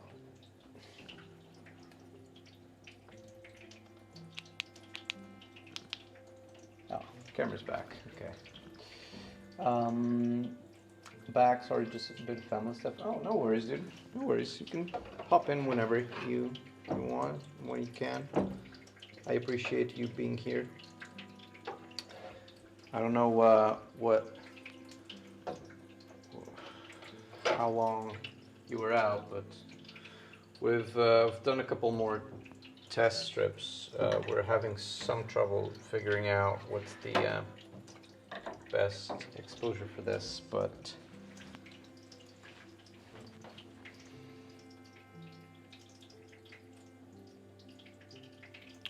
what is kind of boggling me is that this up here is double the exposure of this, and it doesn't seem like it.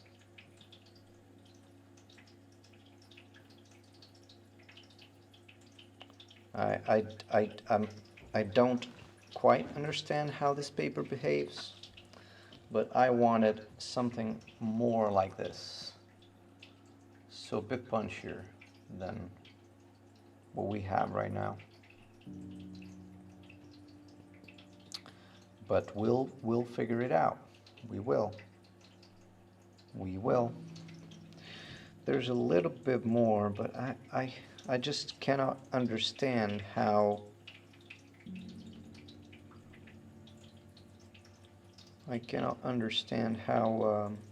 this can be twice the exposure of that.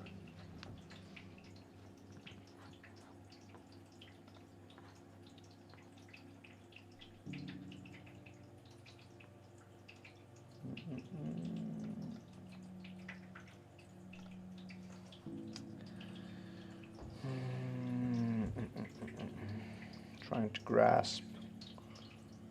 It's definitely darker, but it should be much darker than it is.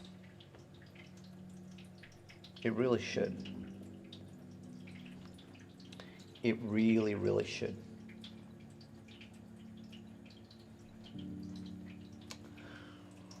We're gonna need to do some more test strips. And honestly, we're just gonna do the same that we do with the 35mm prints, where we kind of lower the aperture so that we're working with smaller time intervals, and we're gonna have to figure this out from there.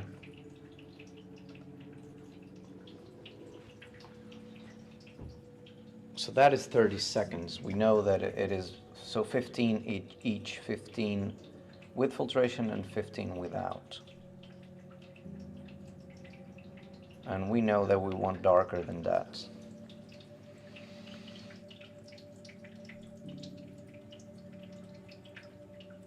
So oh my God. So if we go even F8, that's going to be 8 seconds. So 4.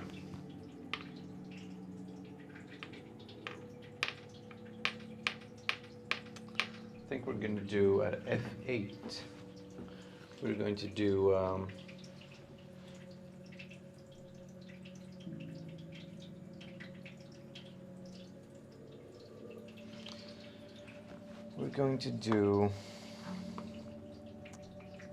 we were working at F16. So we went F16, we went 15 seconds. Oh no, we did go 15 and then 30 seconds. without filtration. That is right. So this is 45 seconds actually at f16, which is a freaking lot. So if we go to f8, that's two stops, right? So 45, 22 and a half, 23, and then 12 seconds. So that's going to be 4 seconds there and 8 here. And we want darker, so what?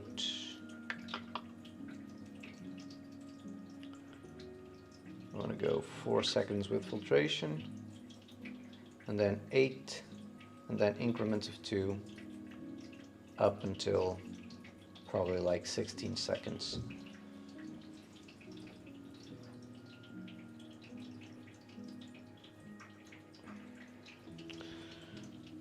But also, in a way, that part is going to be dark as hell.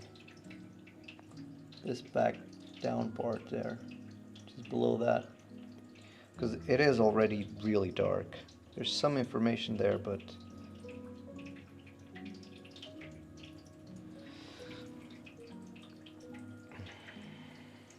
damn. Well, we'll do this one, and then we'll be able to tell, I think. I know I've said this before, but we have to keep trying to figure out what's happening with this paper. This paper behaves in a really different way from this one. I expected this to be a lot darker than it is right here. But, you know, we will see.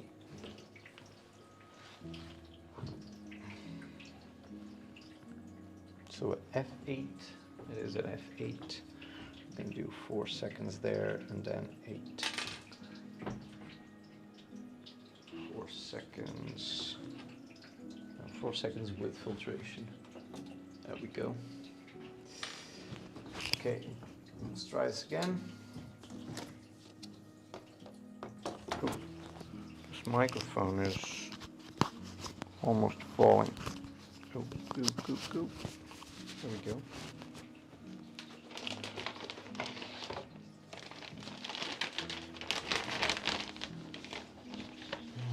My God.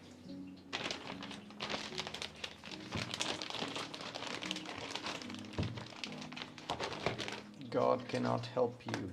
God cannot help you. Do you think there's a Darkroom God that can help me right now? Is there such a thing? A Darkroom God? Ansel, maybe? Ansel Adams? Are you listening to me? Can you help me figure this out? Thank you. So, with filtration 4 seconds. Yeah, there we go. And then 8 seconds without, and then increments of 2 seconds.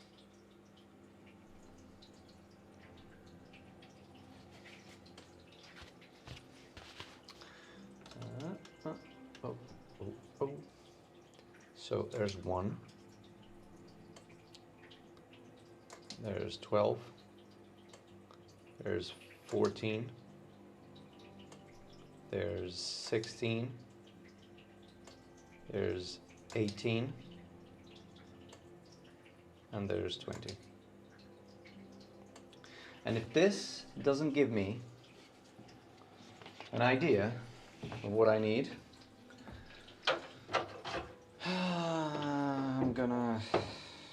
I don't know what I'll do.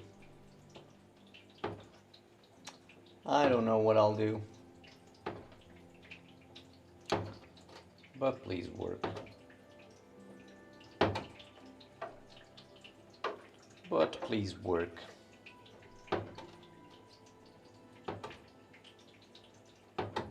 I invoke the God himself, Ansel Adams. I believe in his spirit.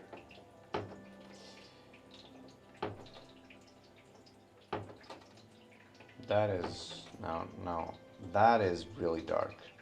So,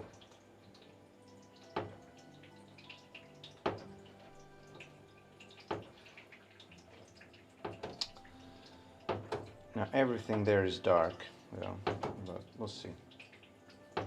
We will see. So that's a minute. We need 30 seconds more.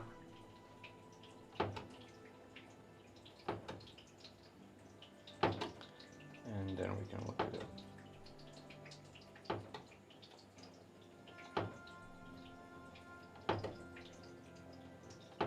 Oh, that is good. Is that good? That is good.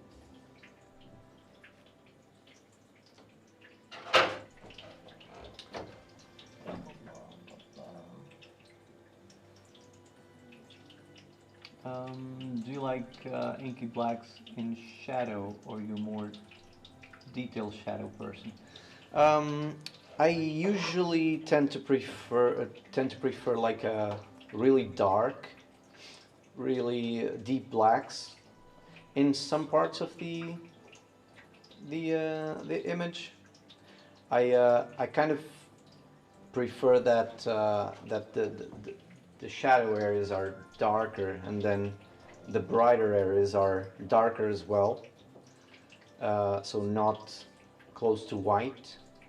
I just prefer the look. I feel like it's more poetic in a way, and so that's what I tend to prefer. But some images I print, I just like them less contrasty. So I don't. I have a tendency to make the prints more contrasty, but sometimes I just prefer it the other way.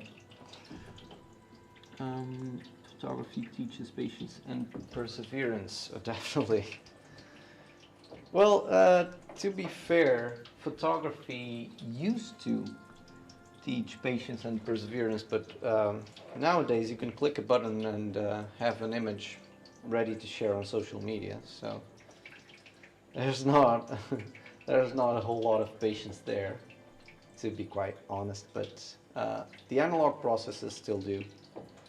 You still need quite a bit of patience to indulge in this sort of thing.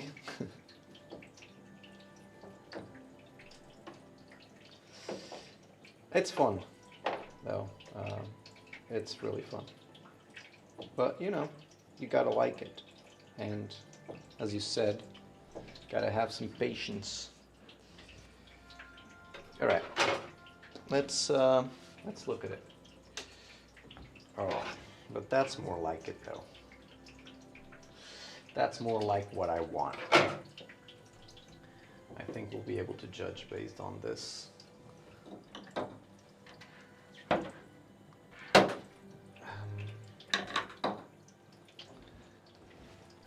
That's really, really dark, though.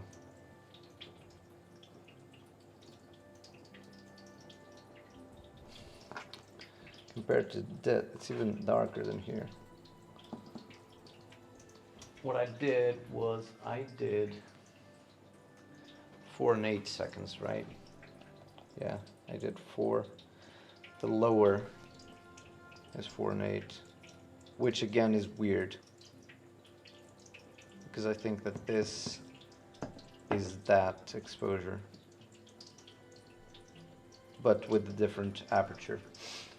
But I'm not fully concentrated on the times. I'm kind of just all over the place. But I have always taken my digital images as if I have a film camera. I try to get the comp and settings so I don't have to take another photo. Yeah, that's a nice strategy to have. But you know, it's how easy it is to just redo. I was actually talking about that the other day, that I think that the thing that kind of messed with art and photography is a big has a big So that thing that I'm going to say has a big influence on photography is the ability to undo. So the Control Z or Command Z, um, there's a big influence on how our brain works, because before we maybe we were painting or taking a photograph, and we would have this kind of weight and responsibility to get it right, because there's no undo.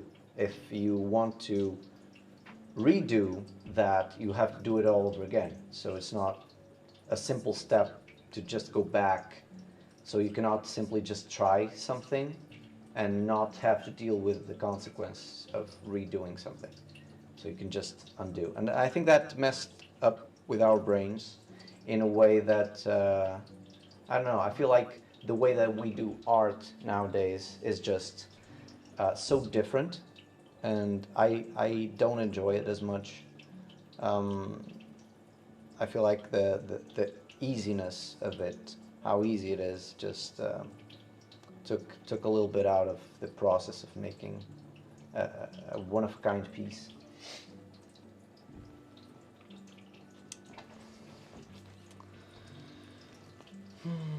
So what I did before was 15 and 30 seconds.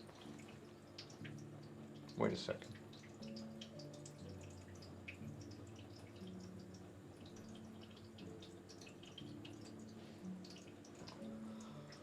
Let's do some math again. I should not have messed with the aperture, man. No way. But I did this and this. That's what I did. I'm pretty sure. So this is 15, 15. And that is 15, 30. So this is 2, 4, 6, 8. The thing that is throwing me off is I don't see the steps.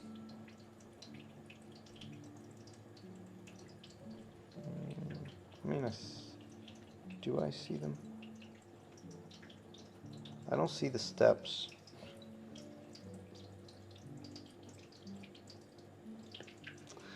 Which is really weird. I'm I'm scratching my head right now.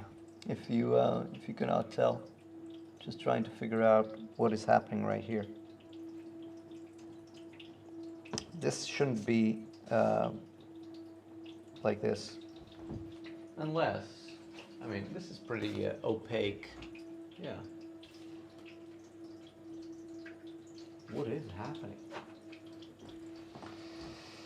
Oh my god, my days. So I definitely need it lighter than that.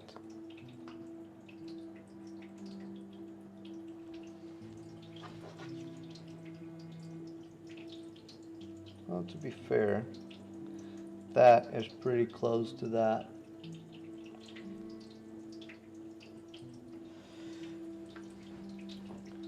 So I think that so 4 and that at 8.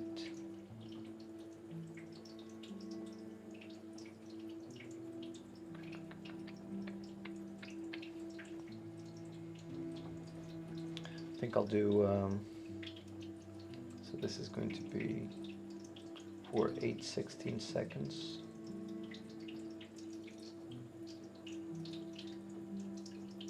Filtered.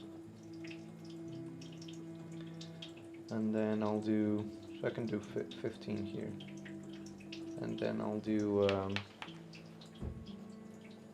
30 seconds, which is this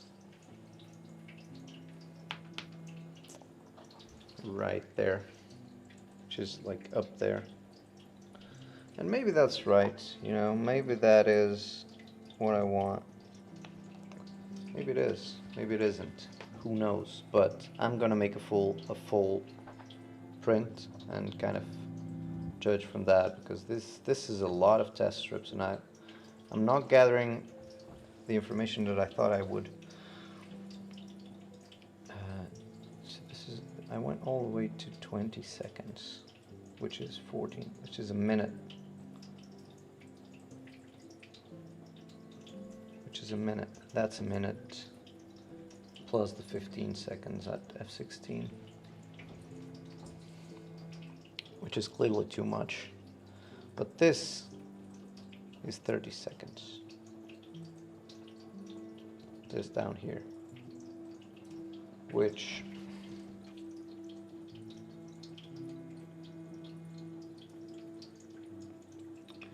it is too dark. There's absolutely no information there. And I wonder why, because there is clearly information there. And I wonder what is happening there. It should have something.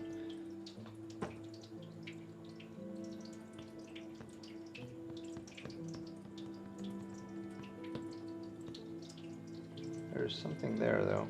It's just the paper that is so different.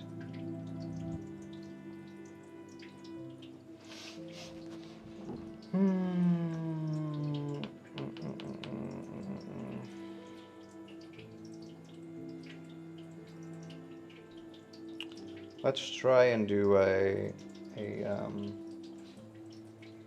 full-sized with oh,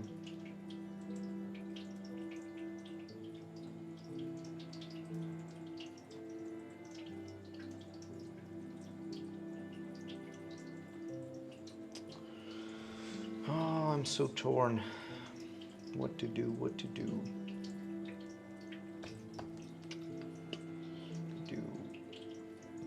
I could go back to the beginning. That's what I'm kind of just, because I've done this and this is what I wanted, but the paper clearly behaves in a completely different way. So I'm just pondering, just going back to no filtration, kind of seeing what I see, you know.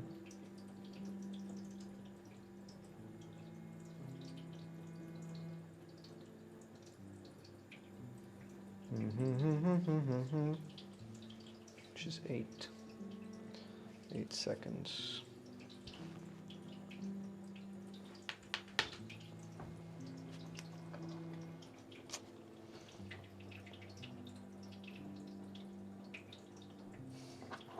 This one is not bad, but I wanted a little bit more punch there.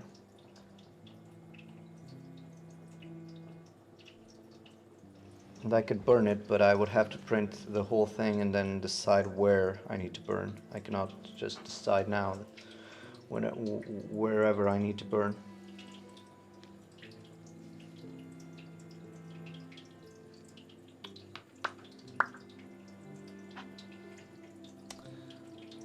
Let's try and do another test.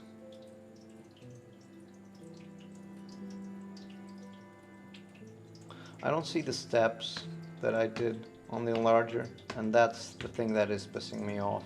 Why am I not seeing the steps? I think that I should be able to see with these exposure times.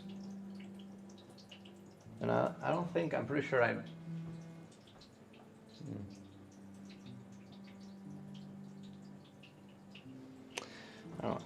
don't think there's any paper fogging as well.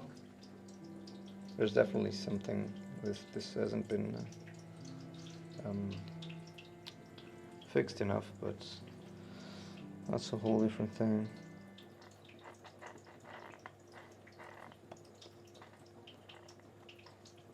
Should I try and do another strip, but then with that setting, which I think should be close to what I have there. See where we land. So this 15 and 30.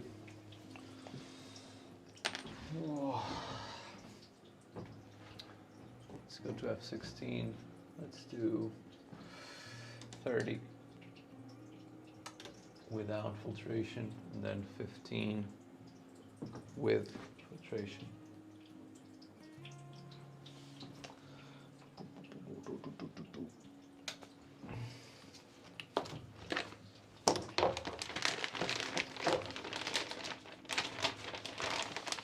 honestly a little bit confused with the results that I'm getting right now. But whenever you pick up like a new paper and you're printing a size that you usually don't print, you know, a lot of things end up getting into the equation, and you might have to sort things out. All right, 30 seconds. Is this without filtration? Yes, without. And then we'll do 15 with filtration.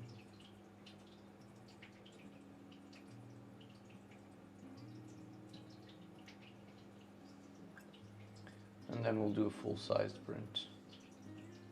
That's where we're at.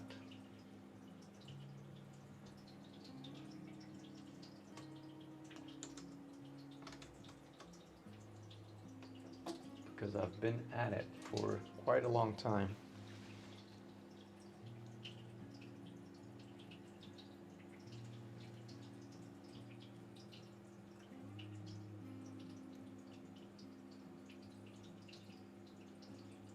And I know that on these bigger prints, it's harder to see the steps on the test strips, but it should not be this hard, at least from my experience. But, yeah.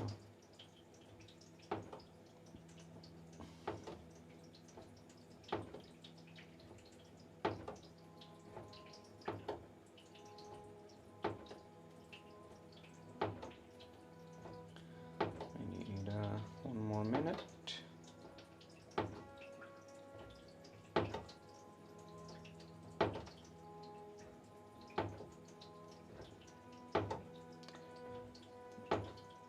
I think that I also should have made the test strips horizontally and not vertically, because the print just changes so much from top to bottom, and it doesn't change it as much from left to right. So maybe I should have made the test strips on the other orientation in different places. Maybe that was my mistake, I think.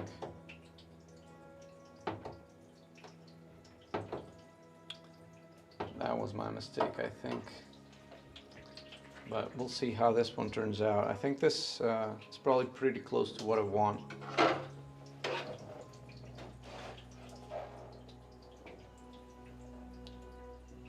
What I basically did is I went a step back, because that last one was not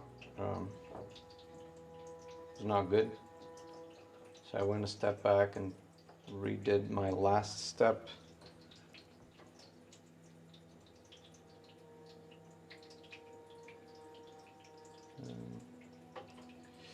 Let's see if it paid off.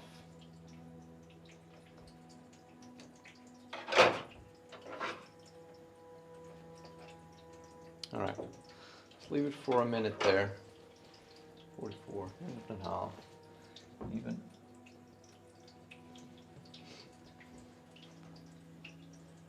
Do.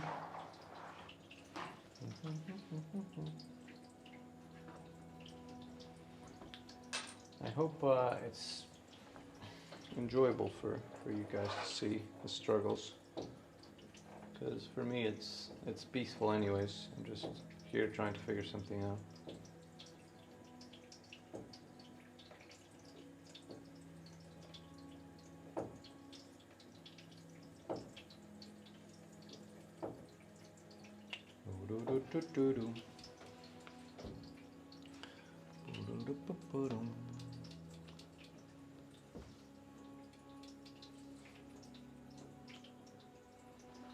Let's leave it there for a while longer.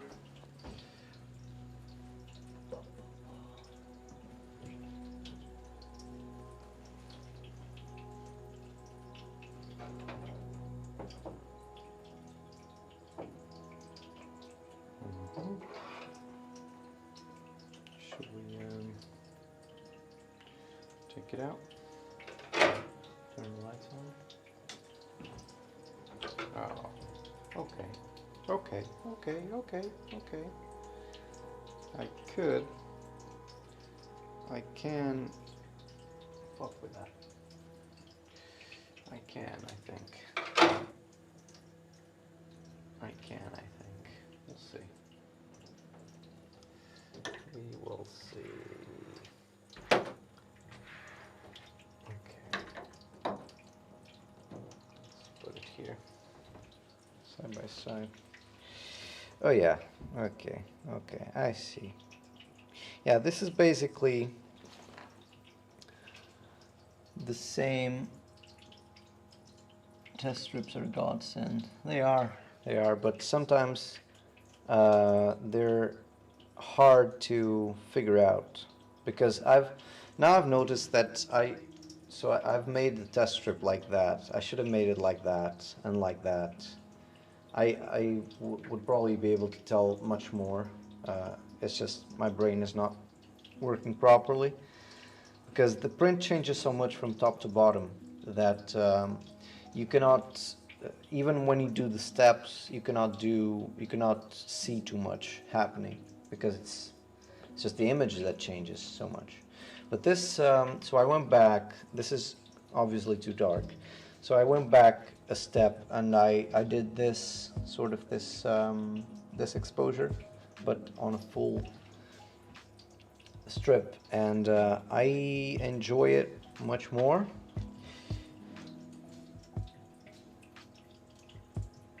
I think that this bottom part is okay, to be honest, in terms of contrast. It's that top part that I'm not completely sure about. What I might try to do is, as I'm making the full sized print, I will burn this, so that I will burn this, the trees in with the filtration. I will burn it for probably half a stop, so I can do like, instead of 15 seconds is what I used, I can do, hell, I can even do 25 to be fair. No, but I'll do 22.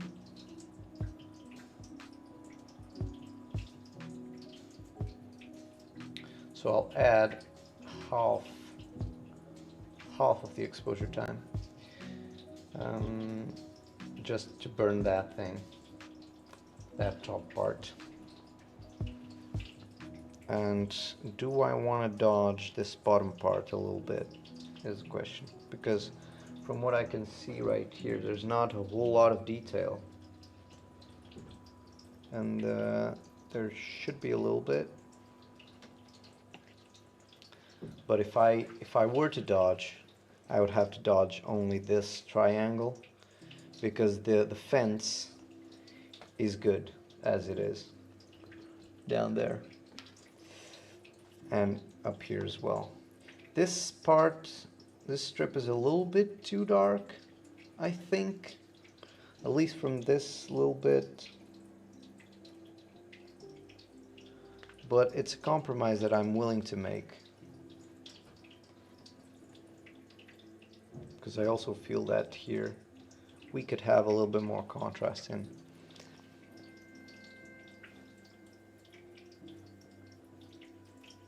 I think this is good. I think this is solid. I will just, I'll do full-sized, and then I'll burn this in for a little bit. Just a little bit. I don't want it too much.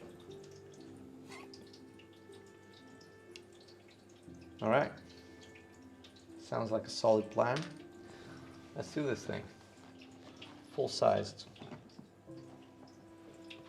I think I've made too many test strips.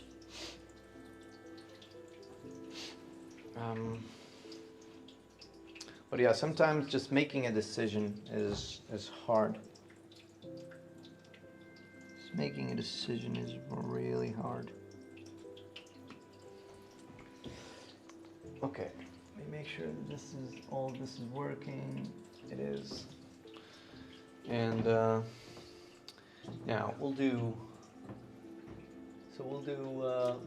30 seconds first without filtration, and then we'll filter it, and then we'll burn that top part in just a bit. All right. Let's try this thing. Let's make sure we get the we get the emulsion side right. We don't want to mess that thing up. That part. Okay. There we go. Emulsion side that way. Like this. Rest that there. Okay.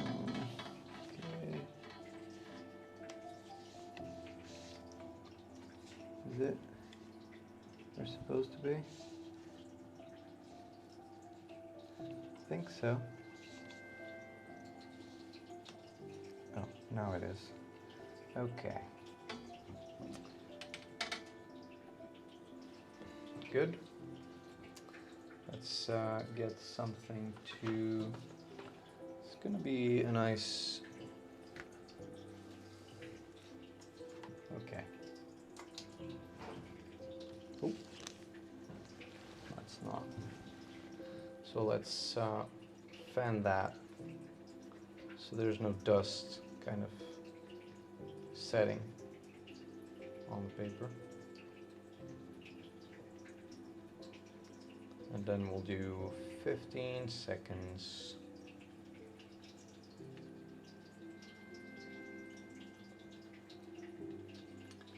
With filtration. Try not to move the enlarger head, so be really smooth. 15. And then we'll do 5 to 7 seconds more burn on that top part where the trees sit.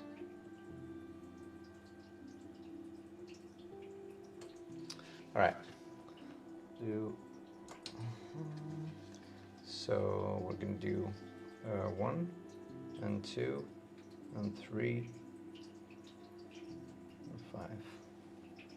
That should be enough.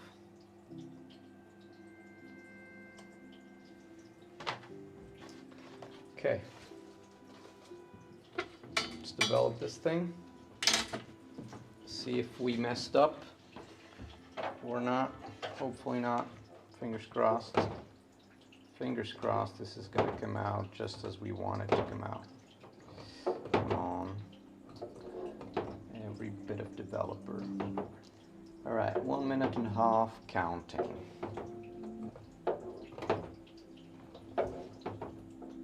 There's already something there, which is good.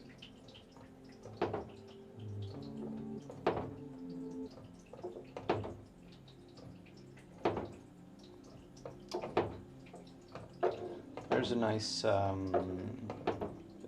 frame around it, which is good.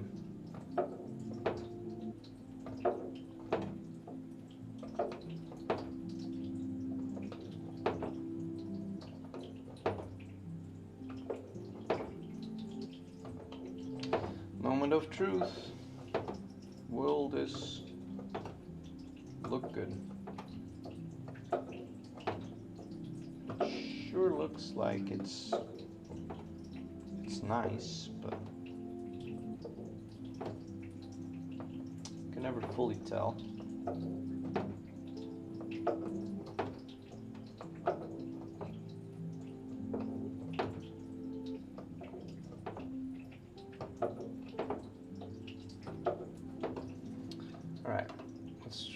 start to remove it from the developer.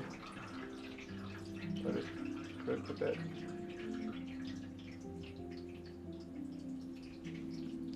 And face down on the stomp path. 30 seconds.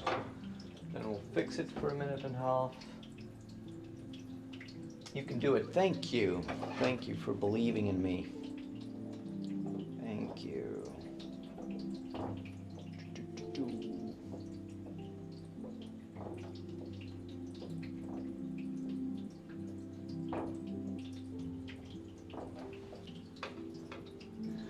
I actually didn't check if I could see that black spot on it.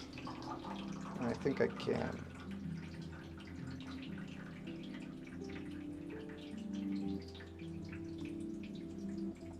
We're going to fix it face down.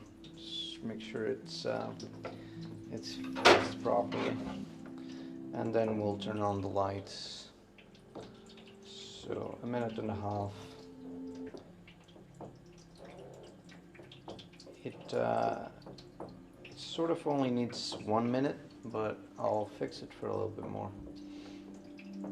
Just as a safety measure. And if we like it, we're going to put it on the selenium toner. But we'll see. But we'll see. Alright, 1 more minute.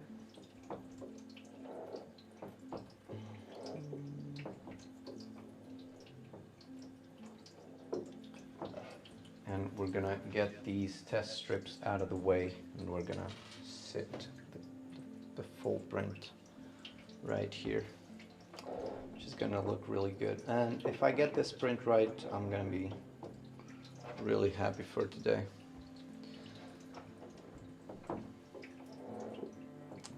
It has cracked my my brain a little bit, I'm going to be honest. I'm going to be honest with you.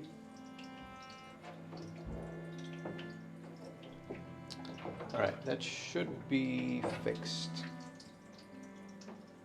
Should be done. So put it in the water.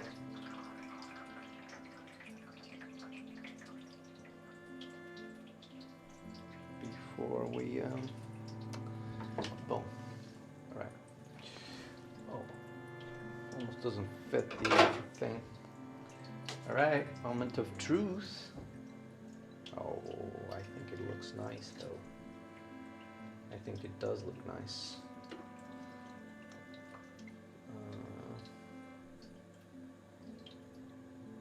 Okay, there's detail in the shadow areas.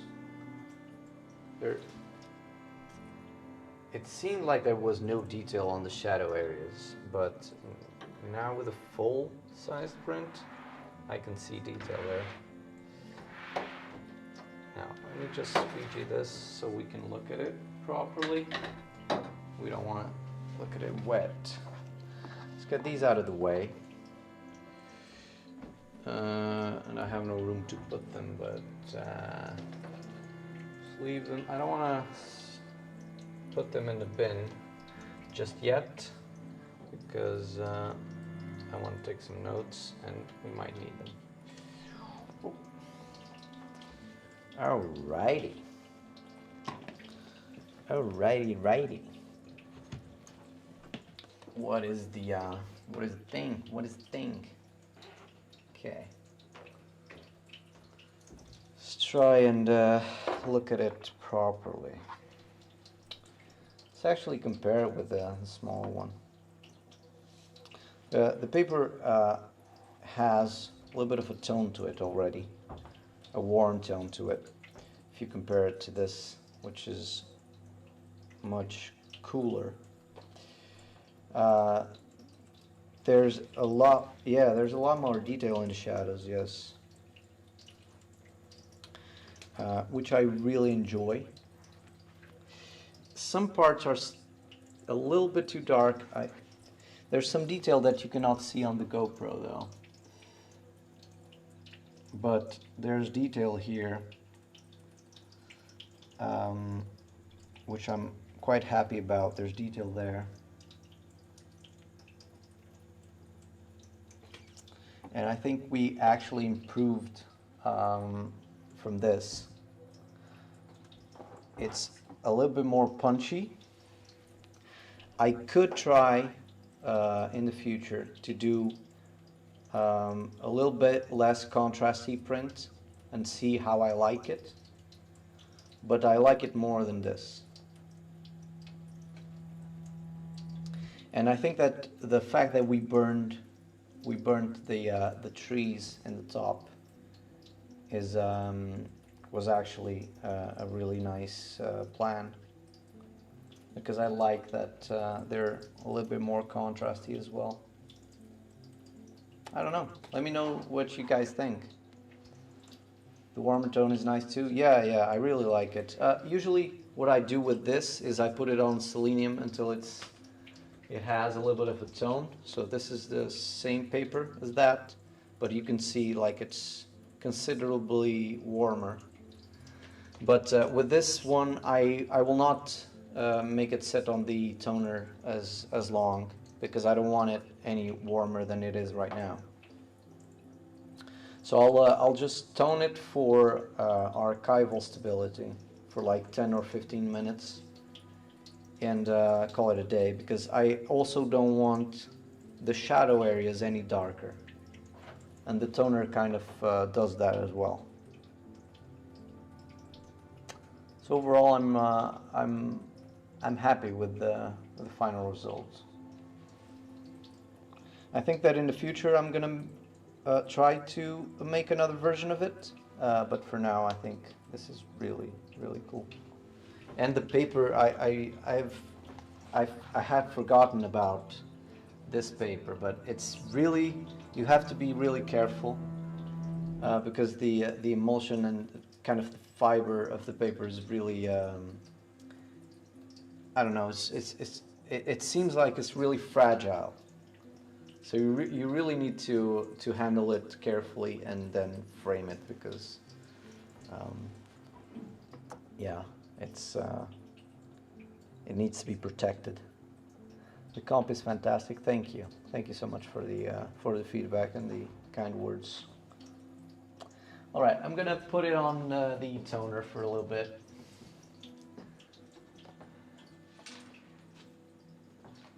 Before I give it a proper wash, you know.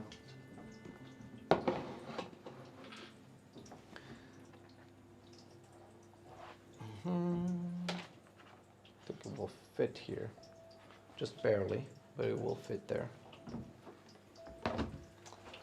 And where's the toner that I've...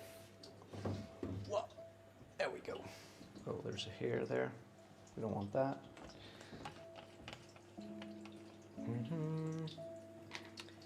And I actually have this this specific print on this size on my Etsy stores and on my website as well.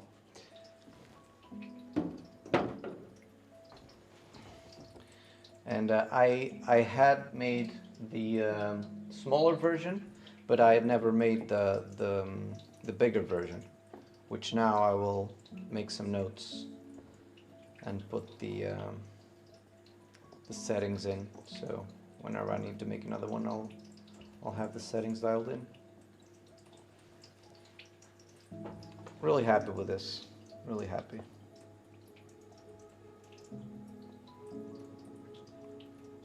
But yeah, I'll definitely further down the line. And there's the dark spot that you probably cannot see. It's really small right there. That I was trying to get rid of. And I'll probably try later to with the ferrous cyanide, which was what was suggested. I'll see if I can remove it and get rid of it, because it's definitely a spot. It's not a bird or anything.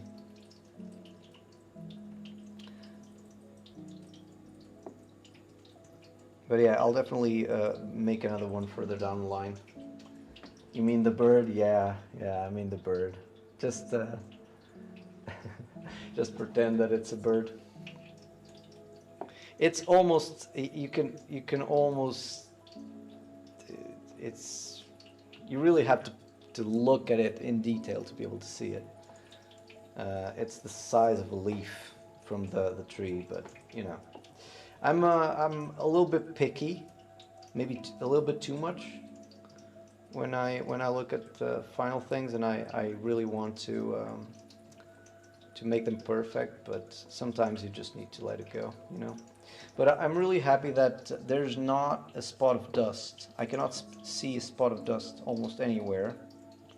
So this, I will not need to spot it. At least I don't think. Aside from that. So yeah, I'll leave it for 10 minutes. So it's, yeah, it's 5 p.m. here, almost 5 p.m. here. And yeah, that is gonna be all the printing for today, but we're gonna tidy this up, make some notes, and kind of wrap it up. It is hard not to be perfectionist. There's something in doing your best, and perfection is a fine line. Yes, it is. But I can I think I can safely say that sometimes I overdo it, and there's obviously a good thing that comes from that, which is you're kind of always you have this mindset where you're always trying to improve, even when you do a thing that is already good. But you, I think I overdo it a little bit when I don't know. I think that sometimes you need to be able to appreciate the good things that you can make, and not bring yourself down constantly. Um, it's a balance, just like with everything in life. I think, and I try to balance it, but sometimes I do an awful job at it. All right, what did I do? So this is a 26.5 by 34. I have a rubber. Try to get rid of all of these. Ooh, there goes my rubber. And all of these as well. So this is a 26.5 by 34 centimeters, roughly. It's a 30 by 40 print, but you obviously need to account for the frame around it. And I'll sign it there on the bottom as well. That is all part of the print. 26.5 by 34 on a fiber-based art paper. What is it called? Multigrade art paper, yeah. Art paper.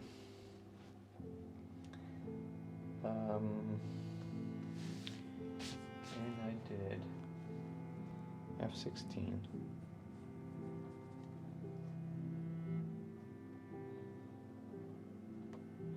I did F16, and I did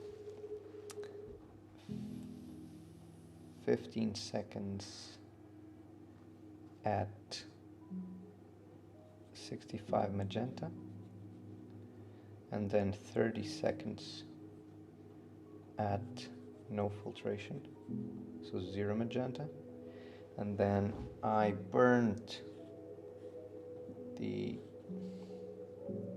top part for 1/3 of the exposure time. So 5 seconds, roughly, feathered in. So plus that. And with this I can, and then selenium for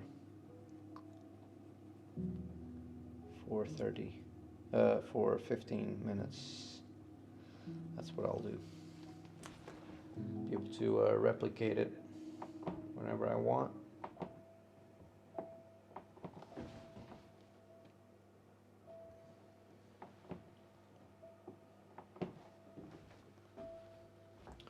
Need 10 more minutes.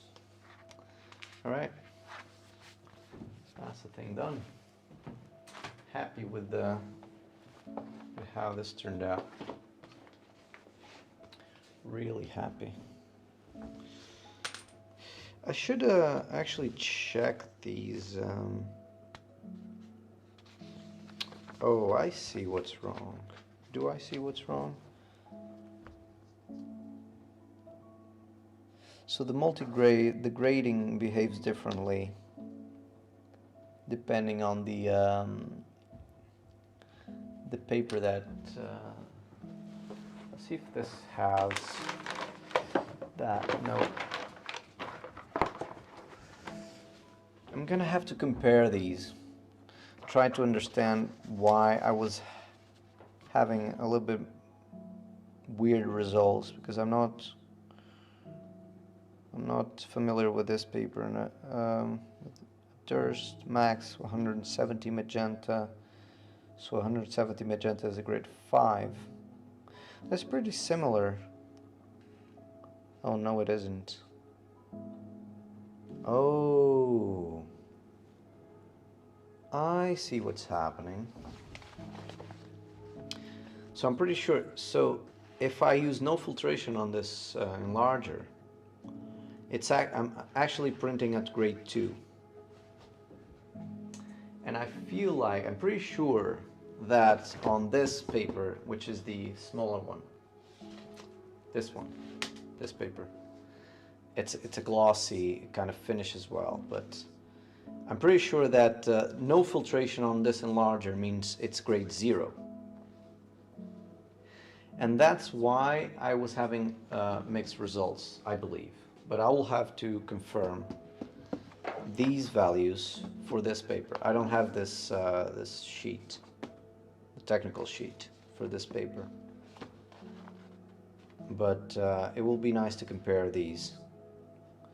So hey, we're learning. Now I have an idea of what I was experiencing. This is why I kind of always try to use the same papers and materials so that I can know what results to expect when I change things. Just picking up a different camera or a different paper or different enlarger, there's always things that you need to learn and adapt. I did a photo shoot for a high school student. They wanted the backgrounds blown out. I struggled. These high school photo shoots are like fashion shoots now. As long as I get paid, I'm happy. Oh, you mean the fully white background?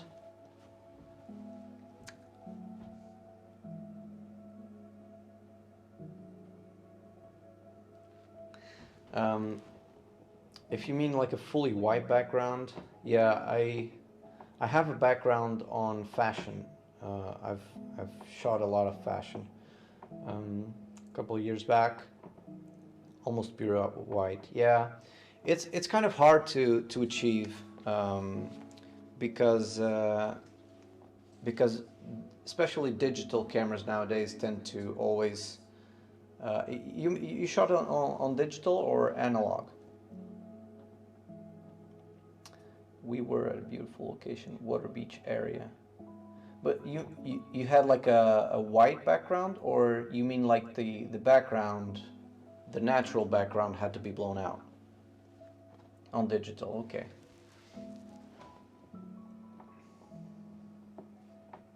Oh my god.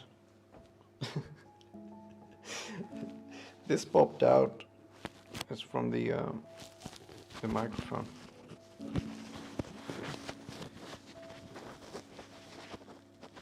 Oh, let me probably, let me just fix this.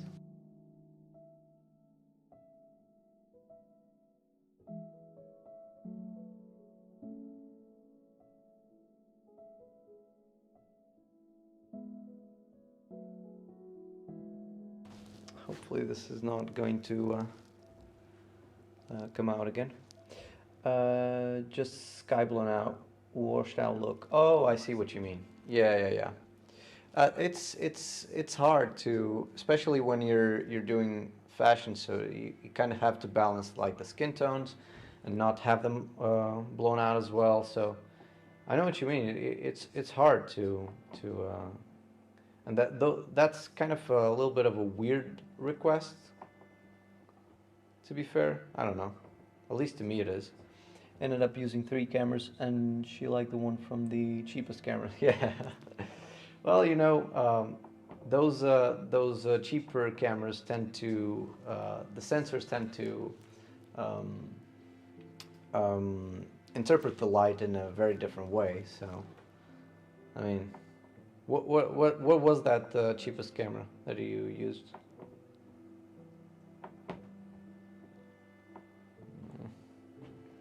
All right, 3 more minutes here on the toner, and then we'll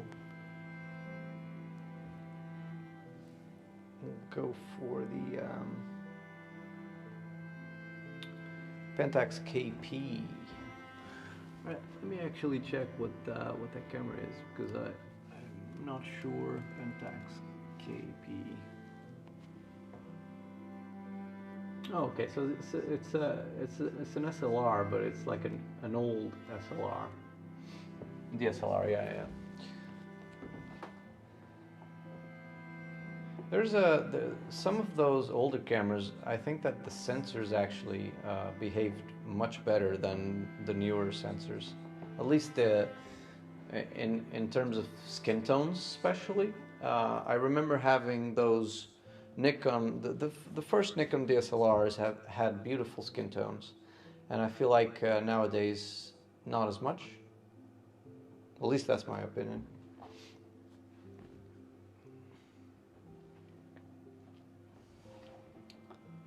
All right.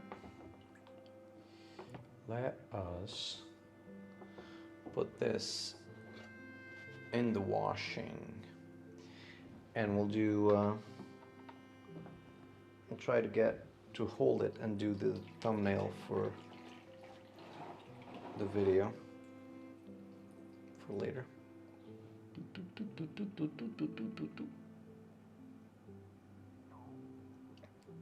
Everything out. Boom. Whoa. Okay. Let's get the water running.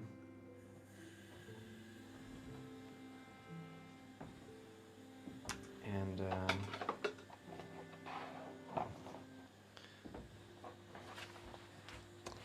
right.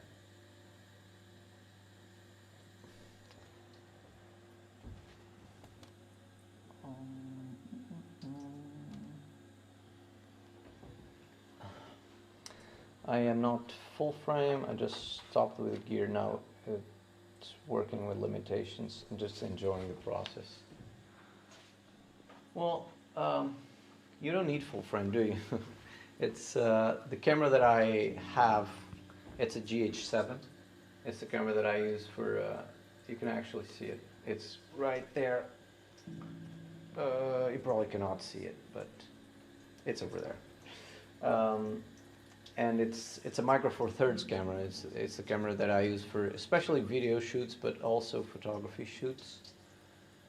And the full frame side of the market is like, I can understand the appeal, and there's obviously situations where it's a good thing to have, especially in those low lights nowadays. I feel like people almost never shoot with flash anymore, nor they bother to just work the light even with continuous lights. So I think that people just figure it out in post-production, and the full frame kind of just saves that detail for post-production better than the smaller sensors. But to be fair, sometimes the differences are so minimal and people get worked up over so many things, like maybe they buy a full frame because the low light performance is better, but then they go at night and take some pictures with the full frame and then add noise digitally in post-production. So it's like, why? You know?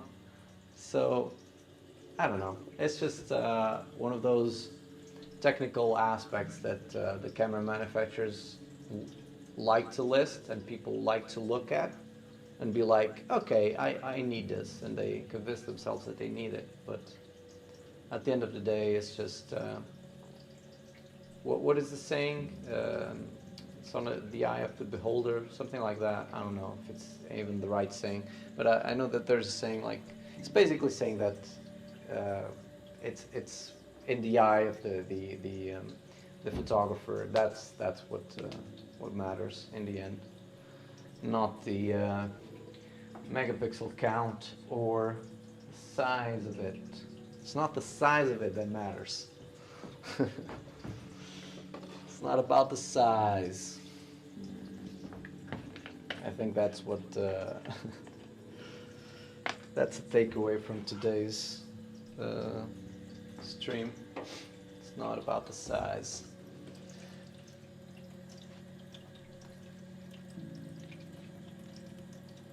Do you do video as well as photography, or do you usually just do photography? Just curious.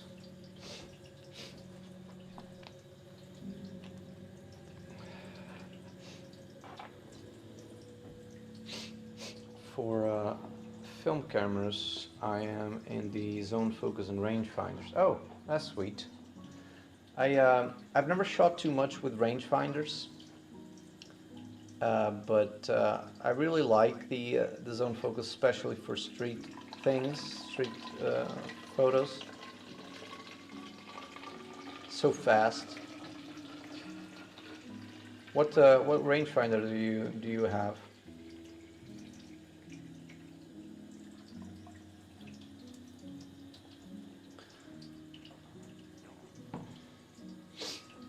Okay. Just put this away. Both video and photography, but prefer stills. That's cool. I do much more video than photography, at least commercially nowadays, but I think I still prefer photography, but it's just different for me. For me, video is about telling a story, and photography is a different thing. And you can tell stories through photography, of course, and I really like that, but it's a different medium with different pros and cons. I cannot really weigh what I prefer best, but I started with photography, so I think I still am more inclined to doing photography than video. Okay, shall we? You can see what I'm seeing. Shall we wrap this up? See if we can. It's gonna be hard to. These trays are so big. Let's put this away, wash these trays, and then we'll look, just one last look at the print that is now washing. This paper has a really low density. You see that it's not going down. Usually the paper just goes down in the water. That's why I'm putting it face down, so that all the chemistry kind of can fall down and out of the print.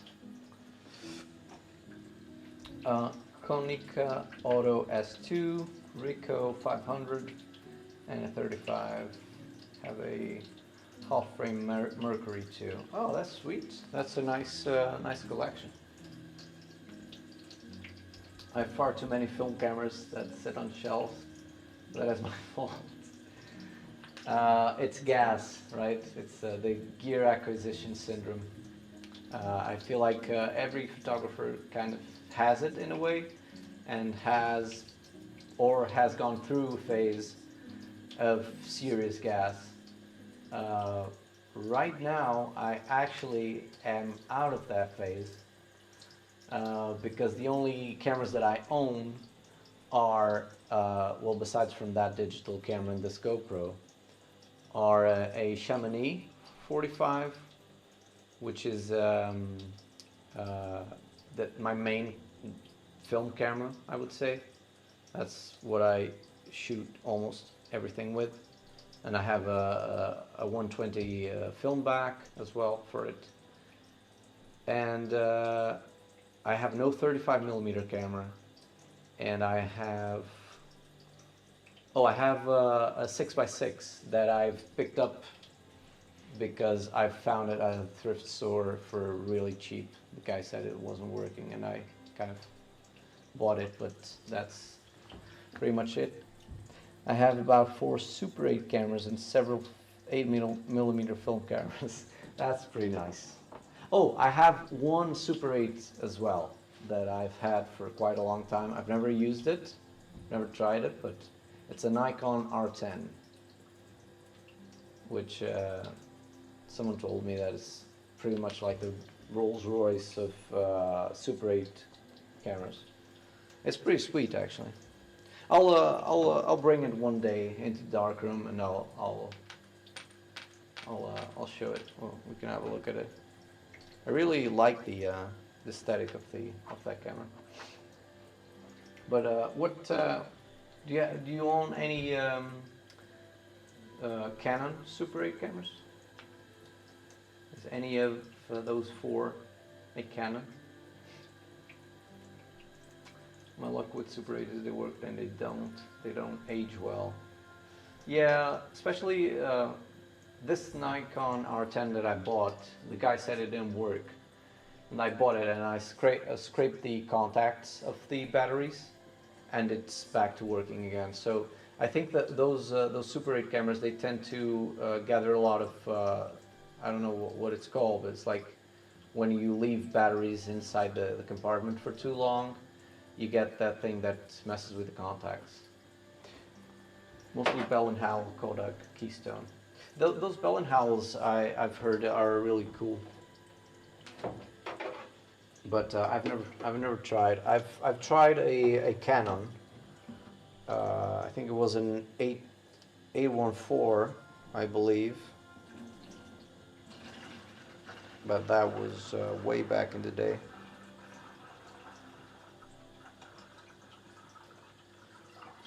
Oh, I almost messed it up.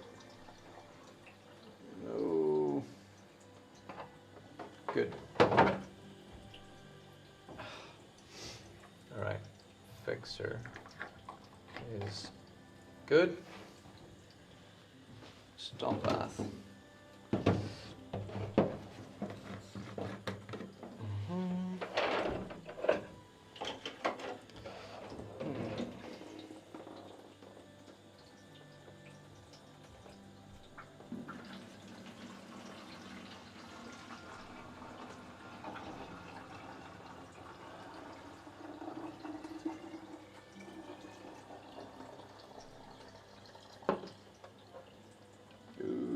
Come on.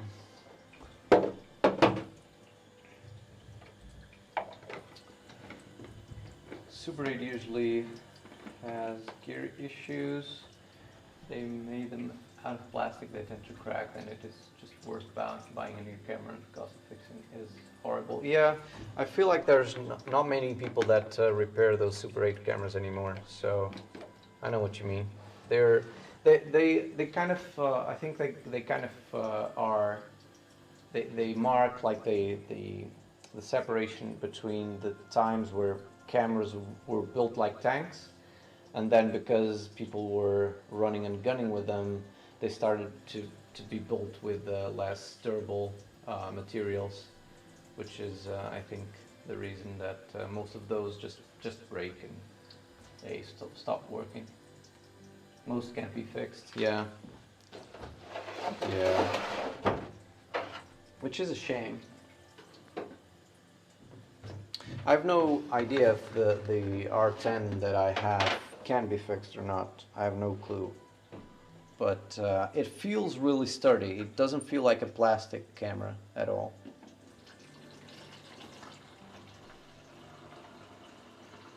Oh my god.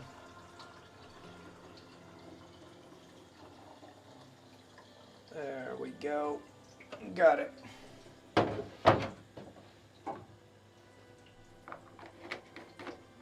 Okay. Stop that. Let's wash these real quick.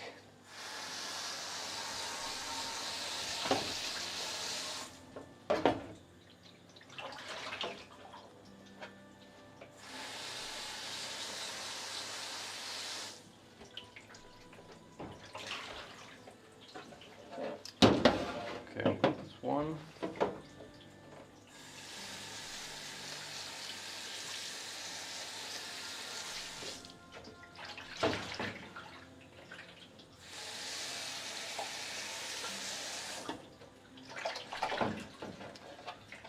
Two.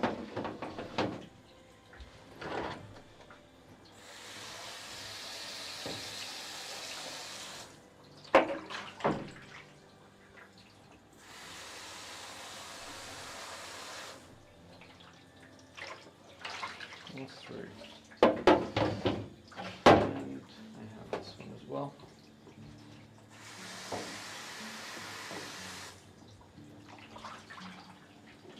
Okay. All right, let's look at that print one last time.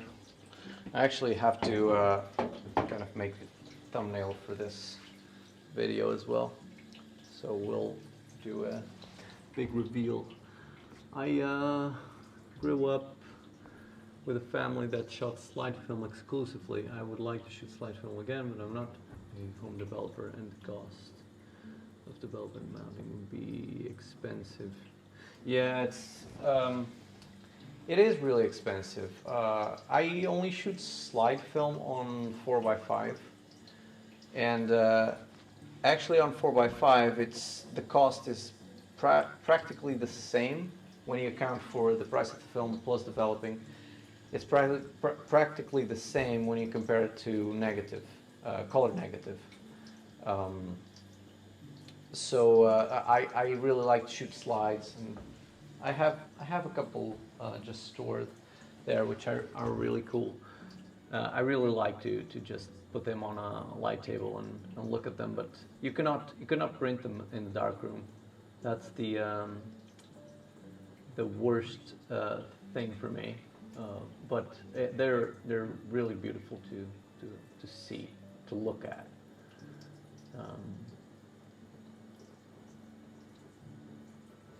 The average cost of just a normal 35mm film is around $15 per roll, regardless of exposures. Just get the negatives back and do my own scanning. Yeah, that's pretty wild, though. Yeah. For 4x5, the cost per sheet or shot of Provia, which is what I shoot mostly, is 6 to 7 euros per shot, and plus developing, it's probably like 3 more. So it's like 10 to 11 euros per photo per shot on 4x5, and the price of color negative is practically the same, because the negative is probably like 8 to 9, and then developing plus 1 or 2 euros for a shot. So it's basically the same. 10 euros a sheet of film, and then you have to do your own scanning. But 15 is pretty wild for just a roll of 35mm.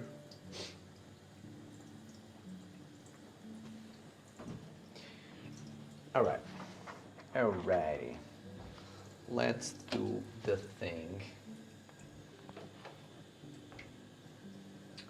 Oh, okay, just look at it like that. Get these out of the way. Boom. Squeegee it out.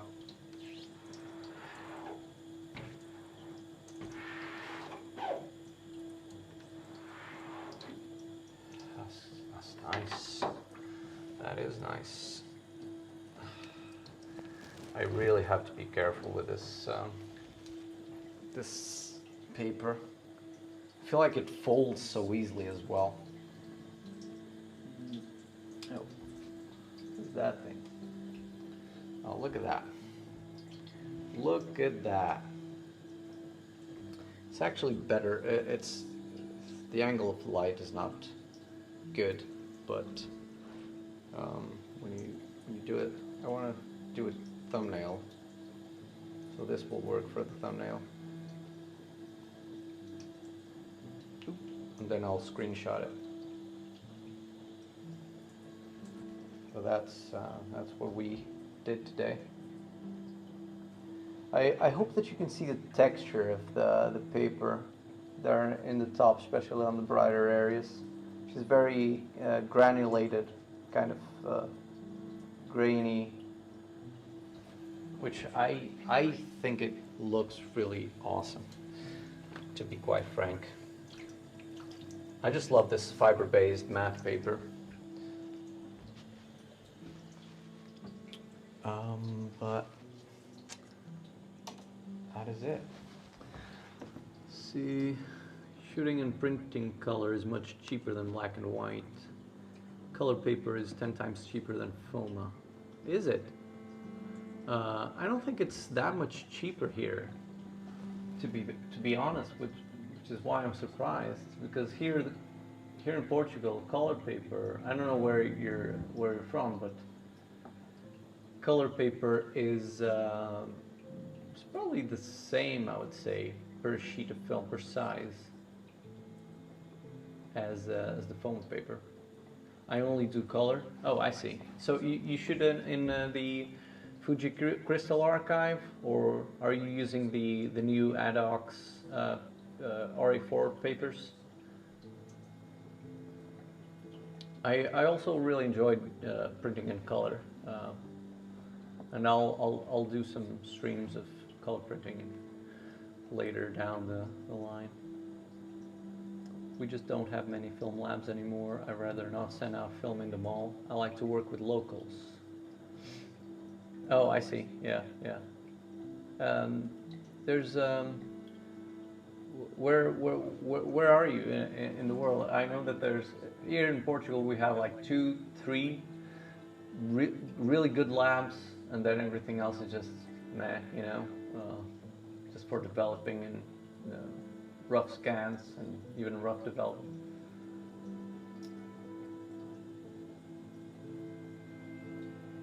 I have 2 labs here where I live, €5 every developed roll. Yeah, that's on the sort of on the expensive side. Here in Portugal we can get color negative, we can get development for maybe like €2, 3 maybe, 2 to 3 euros, somewhere along that. I print with DP2. DP2, better paper from Fuji.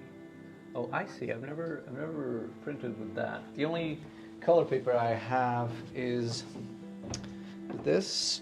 It's Fuji Crystal Archive.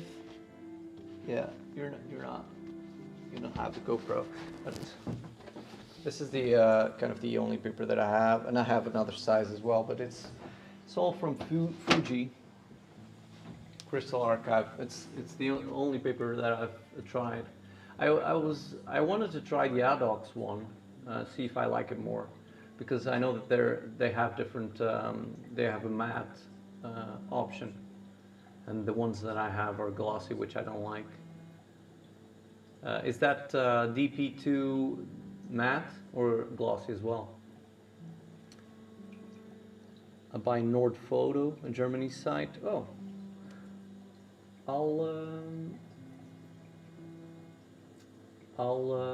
I'll check it out. Actually, I don't think I've ever check that Nord photo. Let me make a note. Nord photo. Paper. Said for 170, I have 34 square meters. Also, you buy it in roll and then you cut it. Leave Inox 2, buy only DP2. I'm south of Boston, Massachusetts suburb area, but we have farmland as well, so it is not a developed area for industry. I see. Yeah, it's in my area where I live, there's no labs as well. If I want to have it developed and scanned, I have to ship or just drive for like an hour or two and drop it and then pick it up again. So I know the struggle. Yes, glossy and matte. Okay. Roll is much cheaper than buying sheets cut. Yeah, the problem with just buying a roll is I would have to figure out, because I have a mat cutter back here, but I would have to figure out a way to have a roll protected from light, and then I could just grab it and cut whatever I wanted. That's why I buy sheets. It's just more convenient, but yeah, I know that the rolls are much cheaper. I'm wondering what sort of system do you have? Do you print? Do you develop the paper in a machine, or you develop by hand? Because I develop RA4 on trays, so it's kind of hard to, you know, you have to cut the sheet of paper to size. I would have to figure out a way to do it in complete darkness, because that's the struggle. With the Jobo, using a motor homemade. Okay. It's one of those like rotary motors. But do you cut the paper in complete darkness? What system do you have for that? Ooh. Okay, let me actually get this. I'll get the. So you do in complete darkness, yeah. So have you built like a box to put the paper, and then you kind of just pull it out and cut it to size, and something to have the paper go against, so that you can cut it to the right size? Yeah, I know what you mean. I do the same thing, but I buy sheets because to figure out a system to cut it to size is a little bit inconvenient. I'll explain you how to cut. Thank you. We'll just get this. I'm always searching for different and better ways to go about the things that I do, and some of the things I figured out ways that work really well for me, but I haven't tried everything, you know, and you probably have a much better way than I would be able to come up with. Okay, that's the negative. That's the negative saved right there.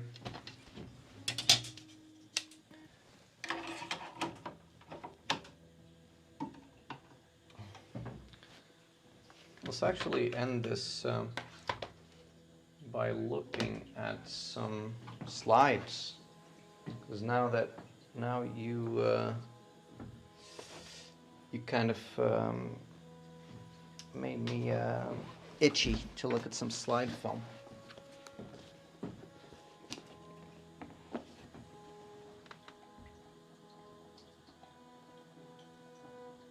An hour explaining everything. The method used for cutting paper is the same that I use. So is it a link?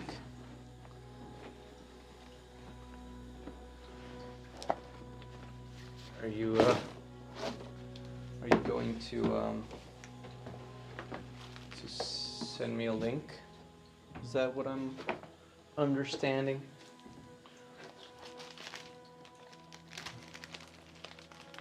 Is there any slide film here at all? I don't think there is. A video from YouTube. Oh, did you? Where did you send it to? Did you write it? I cannot see it on the chat. There you have it. I don't see it. So maybe there's something that blocks links. Is there a way that I can allow it? I wonder.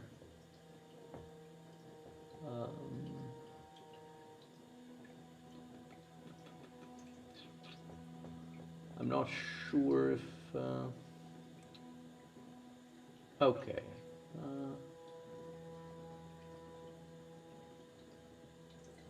Can I? Is this gonna work? Can you try and send it again? I've disabled the filters. I think it filters automatically some of the links. My dad had one of those Minox spy cameras. He shot most of my early childhood on it. We have to project the slide from miles away due to the size of the negative. Scan slides on free time. Oh, you're scanning those old slides? That's really cool too. That you're doing that. I'm sure it brings back all the old memories, which is what photography is all about in the end. I'm trying to. Where are my slides? I think I have them in another box.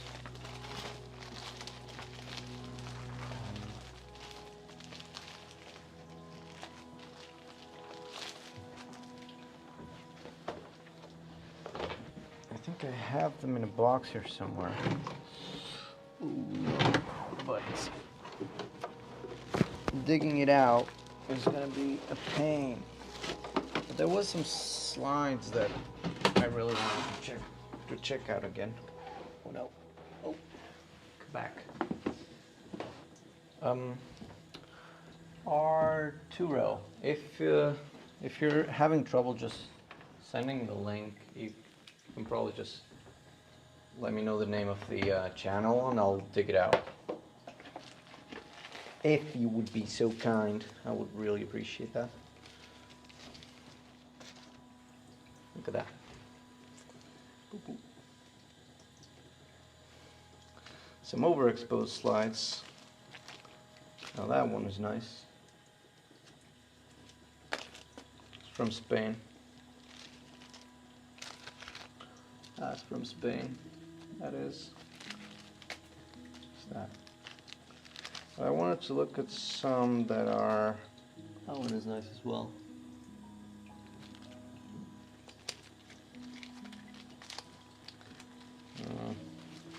I cannot find them. Is this one? No.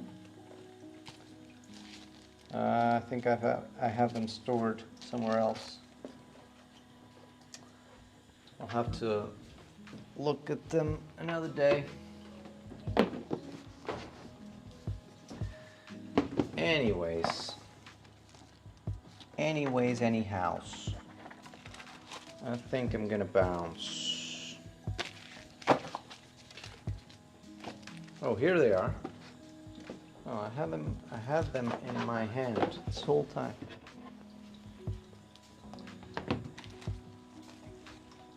Not this, not that. This one is cool, but it's not that as well. It's not that I want. Oh, there we go. It's this one. Look at the colors on this slide. Just look at it. Look at that. Look how vibrant that thing is. It's insane.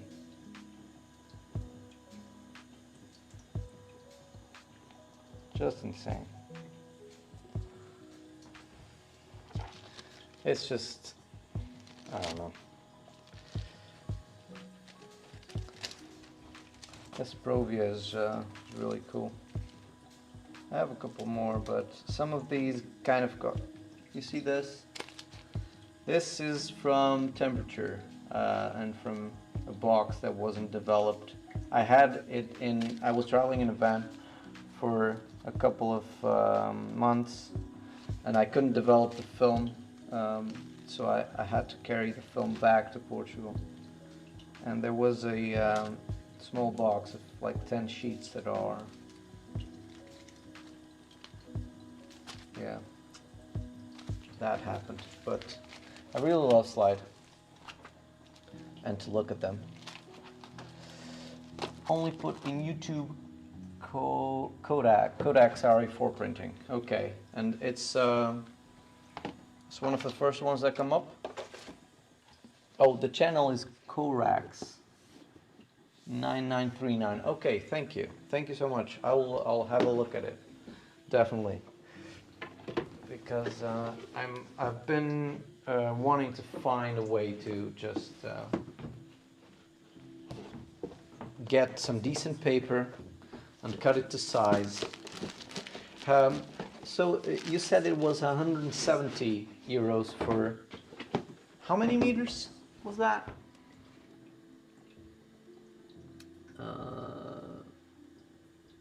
34 square meters, so it's 40 centimeters wide and 83 meters long. That's insane. That's enough paper for a couple of years at least. But yeah. Oh, that is washing nice. Look at that.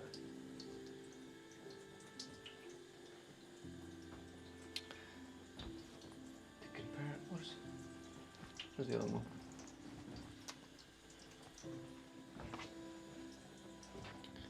It's washing really nice. And there wasn't that much tonal change from the selenium because I kind of took it out before it started to change the tones.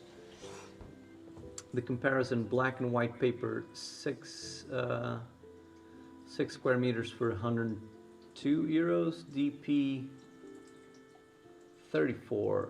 Oh God, really? That's nice to know. That's nice to know. Because I really like to print on color as well, and right now I don't have the best system in place. I can do it in trays, and that's what I've been doing for quite a long time in complete darkness. But for the paper, the reason I don't print as much color is because the only paper that I have is this glossy paper, which, I mean, I like it, but I prefer the matte options. But this is a nice print from Spain that I've done a couple of weeks ago.